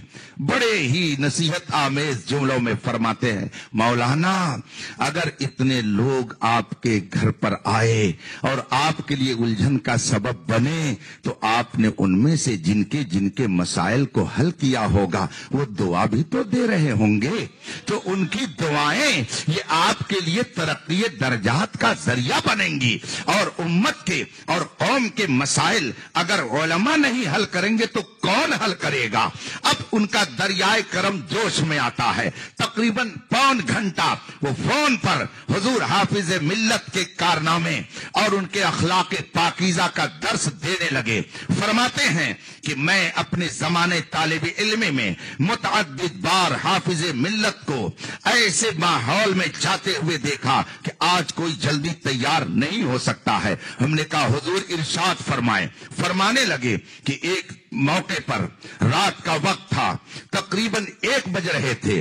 उस जमाने में लाइट ट्यूबलाइट का कोई तस्वुर भी नहीं था, ये उस जमाने की बात है। रात में 1 बजे के करीब एक साहब आए, हाफिज मिल्लत की कुंडी खटखटाई, दरवाजा हुजूर हाफिज मिल्लत ने खोला और उसके बाद में लालटेन जलाने के लिए मुझे हुक्म दिया। मैं बगल के कमरे में रहता था। हजरत जब भी मुझे खिदमत के लिए पुकारते मैं फौरन हाजिर होता। बगल के रूम में मेरा कयाम रहता। हजरत ने आवाज दी, मैं उठा। हजरत ने फरमाया लालटेन जलाओ। मैंने लालटेन जलाई। अब वो आदमी जो आया रात में 1 बजे, हजरत ने पूछा कैसे आना हुआ? कहा नवादा कब्रिस्तान में हजरत एक नमाज जनाजा पढ़ानी है और आपको इस वक्त चलना पड़ेगा। हुजूर हाफिज मिल्लत ने फरमाया अच्छा इसी वक्त? कहा हाँ। कहा ठीक है चलिए मैं आता हूं।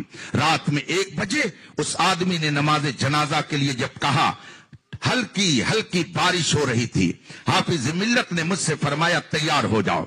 उसी हालत में तैयार हुए, लालटेन मेरे हाथ में, और मुफ्ती असलम साहब पढ़ चुके हैं। ये पुराना जो अशरफिया मिसबाहुल उलूम है वहां से नवादा जो तकरीबन 1.5 किलोमीटर की दूरी पर वहां का कब्रिस्तान होगा। रात में हुजूर हाफिज मिल्लत चल पड़े कि एक मुसलमान ने आकर के नमाज जनाजा पढ़ाने की अगर गुजारिश की है तो अब उसका दिल दुखाया न जाए, ये न कहा जाए कि ये आराम का वक्त है, उसी मोहल्ले में किसी को बुला करके नमाज जनाजा पढ़वा ली होती। यहाँ क्यों आ गए? हाफिज मिल्लत ने ये नहीं फरमाया, तैयार हुए, साथ में पीछे पीछे मैं चला और फिर हम पहुंचे कब्रिस्तान। नमाज जनाजा हुजूर हाफिज मिल्लत ने पढ़ाई और वहां से इजाजत लेकर दुआ वगैरह करने के बाद जब वापस हुए तो तकरीबन 3:30 बज चुके थे। अब हुजूर हाफिज मिल्लत ने रास्ते में जो कपड़ों पर कीचड़ लगी हुई थी उसको खुद ही धुला और धुल करके बाकायदा वुजू करके फारिग हुए और तहज्जुद की नमाज के लिए खड़े हो गए। मुसल्ले पर बैठे रहे, फजर की नमाज हो गई। फजर की नमाज के बाद अब आपने दीगर जरूरियात जिंदगी के कामों में लग करके उससे में मसरूफ होकर आपने जब फरागत पाई तो अब दारुल उलूम में पढ़ाने के लिए चल पड़े। ये वाकया हजरत ने मुझसे बयान करने के बाद फरमाया, मौलाना हमारे बुजुर्गों का ये तरीका था कि अगर कौम की कोई जरूरत पड़ती थी तो रात के 1 बजे भी वो उनकी जरूरतों के लिए निकल पड़ते थे। हुजूर हाफिज मिल्लत की यही वो अदा थी जिसकी बुनियाद पर मुबारकपुर का हर बच्चा हुजूर हाफिज मिल्लत पर अपनी जान को कुर्बान करने में फख्र महसूस करता था। हुजूर हाफिज मिल्लत का जिक्र जमील करते हुए हुजूर मुहद्दिस कबीर ने मुझसे फिर आगे फरमाया, मेरी तसल्ली के लिए, और ये वाकयात इसलिए बयान किए ताकि आगे के लिए लोगों को तैयार किया जाए कि बुजुर्गों की अमानतें अगर लेकर के आगे बढ़ना है तो उनके नक्शे कदम पर चलना है। हुजूर आला हजरत ने इसीलिए फरमाया है, तेरे गुलामों का नक्शे कदम है राह खुदा, वो क्या बहक सके जो ये सुराग लेके चले। हुजूर हाफिज मिल्लत का जिक्र करते करते मुहद्दिस कबीर ने फरमाया कि एक दिन मैं हुजूर हाफिज मिल्लत के पास बैठा हुआ था और आपकी अलालत का दौर चल रहा था, आखिरी दौर था, आपके इंतकाल से कुछ महीने पहले की बात है। हुजूर मुहद्दिस कबीर दामाजिल्लुल आली ने फरमाया कि हजरत सख्त अलील थे, बुखार ज़दा थे। इतने में एक आदमी आया और उसने कहा, हाफिज जी चल करके हमारे घर की बुनियाद रख दीजिए। हुजूर हाफिज मिल्लत ने कहा, अच्छा बुनियाद रखनी है? कहा हाँ। मुझे हुजूर मुहद्दिस कबीर ने फरमाया, उसकी ये बात सुन करके मुझे गुस्सा आ गया, इसलिए कि हुजूर हाफिज मिल्लत बुखार ज़दा है, तबीयत अलील है। उसने ये भी नहीं देखा कि हजरत की हालत क्या है, फौरन फरमाइश कर दी कि हुजूर हाफिज मिल्लत चल करके मेरे घर की बुनियाद रख दें। हुजूर मुहद्दिस कबीर ने फरमाया, मैंने पूछा कहाँ जाना है? कहा फला मोहल्ले में। कहा बुनियाद खुद गई है? कहा हाँ। तो अब हजरत ने फरमाया कि चलिए चलते हैं। मैंने गुफ्तगू के दरमियान कहा, हुजूर मुहद्दिस कबीर ने फरमाया, जाओ घर से एक ईंट ले आओ, हुजूर हाफिज मिल्लत दुआ कर देंगे, वो ईंट ले जा करके वही रख देना। बस हुजूर हाफिज मिल्लत का हाथ लग जाएगा, संगे बुनियाद हुजूर हाफिज मिल्लत के दस्ते करम से रख देने के लिए इतनी बरकत तुम्हारे लिए काफी है। मगर हुजूर हाफिज मिल्लत ने फरमाया, नहीं नहीं, आया है तो चलो, आया है तो इसकी दिलजोई कर ली जाए, वरना इसका दिल टूट जाएगा, इसको तकलीफ होगी। हुजूर हाफिज मिल्लत उसी बुखार की हालत में तैयार हो गए, मैं भी साथ में गया। हुजूर मुहद्दिस कबीर फरमाते हैं, जब साथ में गए तो कदे आदम तक उसने गड्ढा खोद रखा था और कहा इसी में उतर करके खोदिए, इसी में उतर करके बुनियाद रखिए। मैंने बहुत जलाल दिखाया और मैंने कहा, तुम क्या चाहते हो? हाफिज मिल्लत उस गड्ढे में उतरे, अगर तबीयत और खराब हो जाए, कोई दिक्कत हो जाए, ज़ईफ़ी का आलम है, कोई परेशानी आ जाए, फिर क्या होगा? मगर हुजूर हाफिज मिल्लत, सुबहान अल्लाह, उनको हाफिज मिल्लत का लक़ब हमारे उलमा ने ऐसे ही नहीं दिया। वो मिल्लत के मुहाफिज थे, वो मिल्लत के निगहबान थे, वो मिल्लत के पासबान थे। उन्होंने अल्हम्दुलिल्लाह रसूल पाक सल्लल्लाहु अलैहि वसल्लम की सीरत तैयबा को पढ़कर अपनी जिंदगी में जो उन्होंने उसे बसाया, तो आज उसी का इनाम मिल रहा है कि वो आराम फरमा है मुबारकपुर में, मगर उनका जिक्र जमील भिमंडी में हो रहा है। ये उनका रूहानी तसर्रुफ है कि कहाँ खोले हैं गेसू यार ने, खुशबू कहाँ तक है, जहां तक सूंघ पाए सूंघने वाले वहां तक है। हुजूर हाफिज मिल्लत तशरीफ ले गए और गड्ढे में उतर गए, जीना लगवाया और अंदर उतर गए और जाने के बाद वहां बुनियाद रखी, फिर वापस आए। जीना रखने पर बात याद आ गई, अभी 4 रोज पहले मैं कानपुर मशाइखी काल्पी कॉन्फ्रेंस में हाजिर हुआ था हुजूर गया से मिल्लत के हुक्म पर, और जब तकरीर करके उतरने लगा, जैसे ये जीना सामने रखा हुआ लोहे का, हजरत मुफ्ती असलम साहब, ऐसे ही जीना वहां रखा हुआ था। मिलने वालों ने अकीदत में बड़ी जल्दी दिखाई, जिसको हमारी देहाती जबान में कहते हैं हलबल हलबल कर लेना। उसका नतीजा यह हुआ कि एक साहब ने जल्दबाजी में उस जीने को उठा करके मेरे पैर ही पर डाल दिया, और उसका नतीजा यह हुआ कि नाखून अंगूठे का फौरन निकल गया, पूरा अंगूठा निकल गया। लोग पूछते ये क्या है? मैं कहता हूं कानपुर वालों की मोहब्बत की निशानी है, ये मोहब्बत की निशानी है। चलिए खैर, हुजूर हाफिज मिल्लत रहमतुल्लाह ताला अलैह हदीस पाक के बिल्कुल मिस्ताक थे। मेरे आका सल्लल्लाहु अलैहि वसल्लम ने फरमाया, इन्ना मिन खयारिकुम अहसनकुम अखलाकन, तुम में का सबसे बेहतर वो है जिसके अखलाक अच्छे हों, जिसका किरदार अच्छे हों, जिसकी आदत अच्छी हो, जिसकी गुफ्तार अच्छी हो। हुजूर हाफिज मिल्लत अंदर से बाहर तक सरापा खुलूस थे, और जब मसलके आला हजरत की तरफ नजर फरमाती है और हुजूर हाफिज मिल्लत की मसलके आला हजरत के हवाले से खिदमात देखिए, तो उनके तसल्लुब का आलम यह था कि उसी मुबारकपुर में एक उनके बहुत ही करीबी शागिर्द, बहुत काबिल शागिर्द, नाम जानते होंगे मुफ्ती असलम साहब, या और भी मिसबाही उलमा तशरीफ फरमा है, वो भी जानते होंगे, बहुत काबिल थे।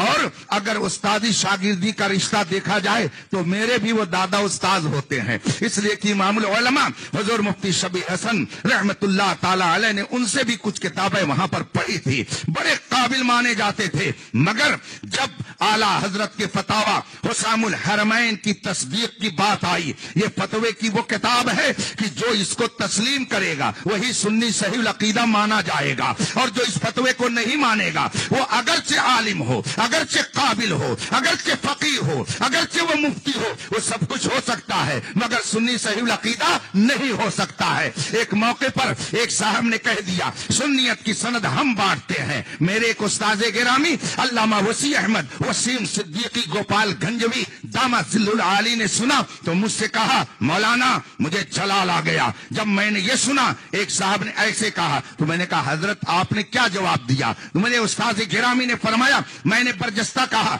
सुन्नियत की सनद न कोई खानकाह देती है, न कोई दरसगाह देती है, न कोई आलिम देता है, न कोई फाजिल देता है, सुन्नियत की सनद बरेली का अहमद रजा देता है।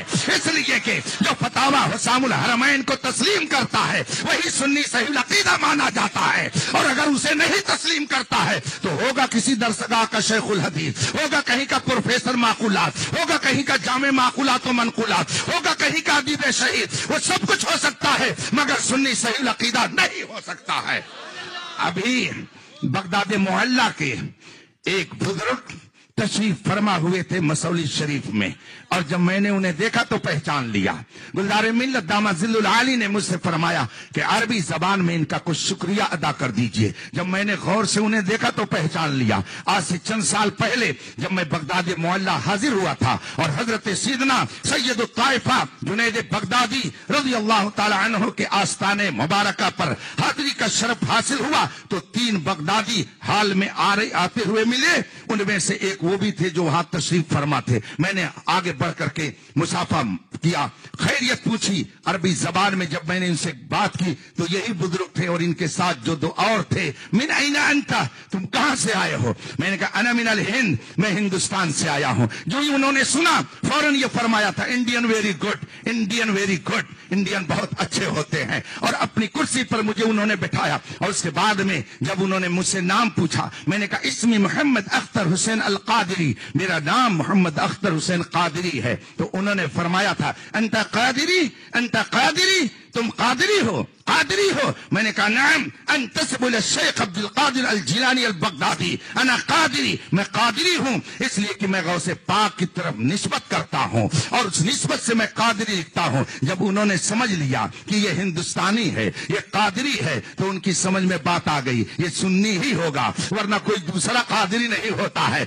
मगर मजीद मेरी सुन्नियत को जांचने के लिए उन्होंने जो तराजू सामने रखी, वो कौन सी तराजू थी? उन्होंने मुझसे कहा हल तारिफ शेख अल इमाम अहमद रजा अल हिंदी, क्या आप इमाम अहमद रजा हिंदुस्तानी को पहचानते हैं? जो ही उन्होंने कहा, मैंने कहा हुआ फी कल्बी, हुआ फी ऐनी, हुआ अला रासी, वो तो मेरे दिल में है, वो तो मेरी आंखों में है, वो तो मेरे सर पर है। जो ही मैंने ये कहा, उसने कहा माशा अल्लाह सुबहान अल्लाह अना आरिफहु बितालिफातिही व तशरीफातिही। हम भी इमाम अहमद रजा को मानते हैं, उन्हें जानते हैं, उन्हें पहचानते हैं, इसलिए कि हमने उनकी किताबों को पढ़ा है। इसका मतलब है इमाम अहमद रजा वो हैं जिन्हें दुनिया पढ़ रही है, जिन्हें दुनिया पढ़ रही है, दानिश्वर पढ़ रहे हैं, हत्ता कि अब तो बदअकीदा भी खुले दिल से पढ़ रहे हैं और पढ़ने के बाद फैजियाब भी हो रहे हैं। इसी महाराष्ट्र में एक साहब मुझसे बहुत साल पहले मिले थे, उन्होंने कहा था कि मैं पहले देवबंदी था, देवबंद के मदरसे से मैं मुतखस्सिस फिल फिक्र हूं, यानी मैंने वहां से मुफ्ती का कोर्स किया है। हमने कहा तो आप सुन्नी कैसे बन गए? कहा जो असातिज़ा हमको पढ़ाते थे वो कभी जब कोई मसला फंसता तो मुझसे कहते कि फला किताब उठा करके ले आओ, तो मैं अलमारी खोलता, वो किताब सामने नहीं रखी जाती, अलमारी के अंदर बंद रहती थी। मैं जब उस किताब को लेकर के आता तो उसका नाम पढ़ता। कई मरतबा ऐसा हुआ, वो किताब थी फतावा रज़विया, इमाम अहमद रजा की किताब। तो मैं ये सोचने लगा कि जब इनको कोई मुश्किल मसला पेश आता है तो ये फतावा रज़विया का मुताला करते हैं, इसका मतलब कुछ भी हो मगर है काबिल आदमी, है वो इल्म वाला। जब हमारे असातिज़ा की मुश्किल वो हल करता है तो अगर हम पढ़ेंगे तो हमारी मुश्किल वो क्यों नहीं हल करेगा?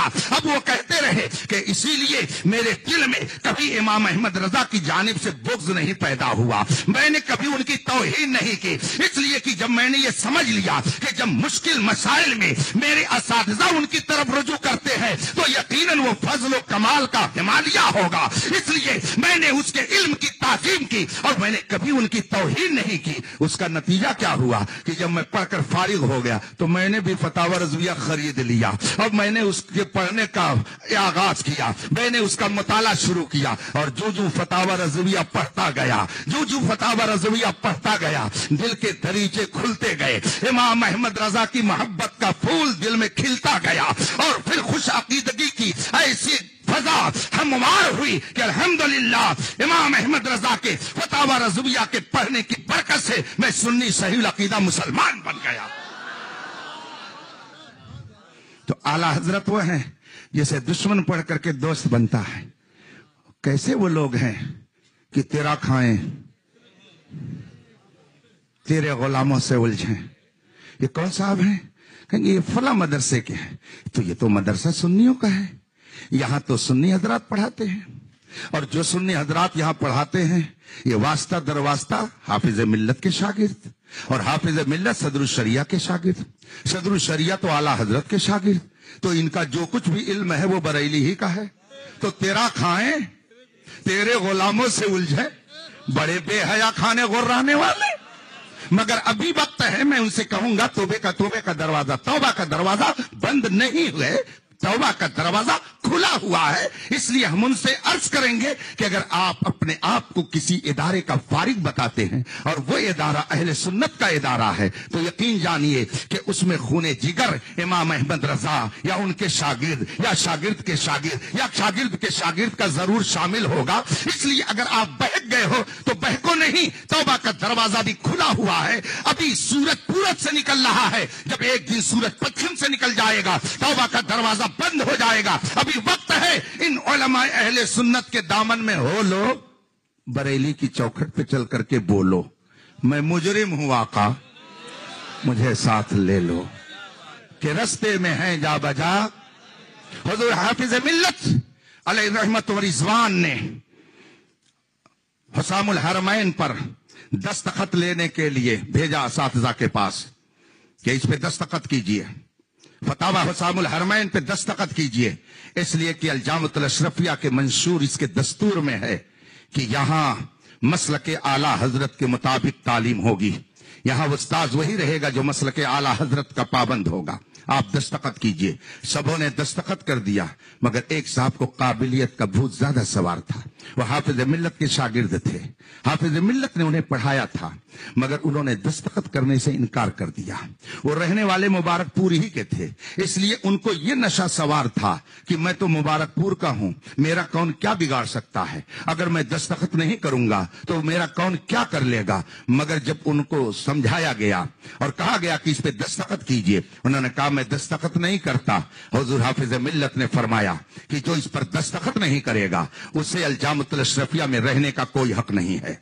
आप यहां से निकलिए, आप यहां से जाइए, आप हमारे मदरसे में पढ़ा नहीं सकते हैं। हाफिज मिल्लत ने क्यों उन्हें पढ़ाने से मना कर दिया, क्यों निकाल दिया? इसलिए कि उनके सामने यह हदीस थी, रसूल पाक सल्लल्लाहु अलैहि वसल्लम के इरशादात उनकी नजरों के सामने थे। मिशकात शरीफ में यह हदीस उलमा ने 12 पढ़ी और पढ़ाई होगी। इन्ना हाज़ल इल्म दीन फंजुरू इल्म दीन है, इस दीन को लेने से पहले देख लो कि किससे ले रहे हो, जिससे ले रहे हो उसको देख लो। अगर तुमने किसी बदअकीदा से लिया तो डर है कि तुम भी बदअकीदा हो जाओगे। किसी राफिजी ज़दा से लिया तो डर है कि तुम राफिजी हो जाओगे। आज हमारे नौजवान शाम को सुन्नी होते हैं और सुबह को बदअकीदा हो जाते हैं। आखिर वजह क्या है? इसलिए कि रात में फेसबुक देखते हैं, व्हाट्सएप देखते हैं और उस पे अल्लम गल्लम नत्तू खैरू जिसकी चाहते हैं तकरीर सुनते हैं, और सुबह आकर के अपनी मस्जिद के इमाम से कहते हैं रात तो फलां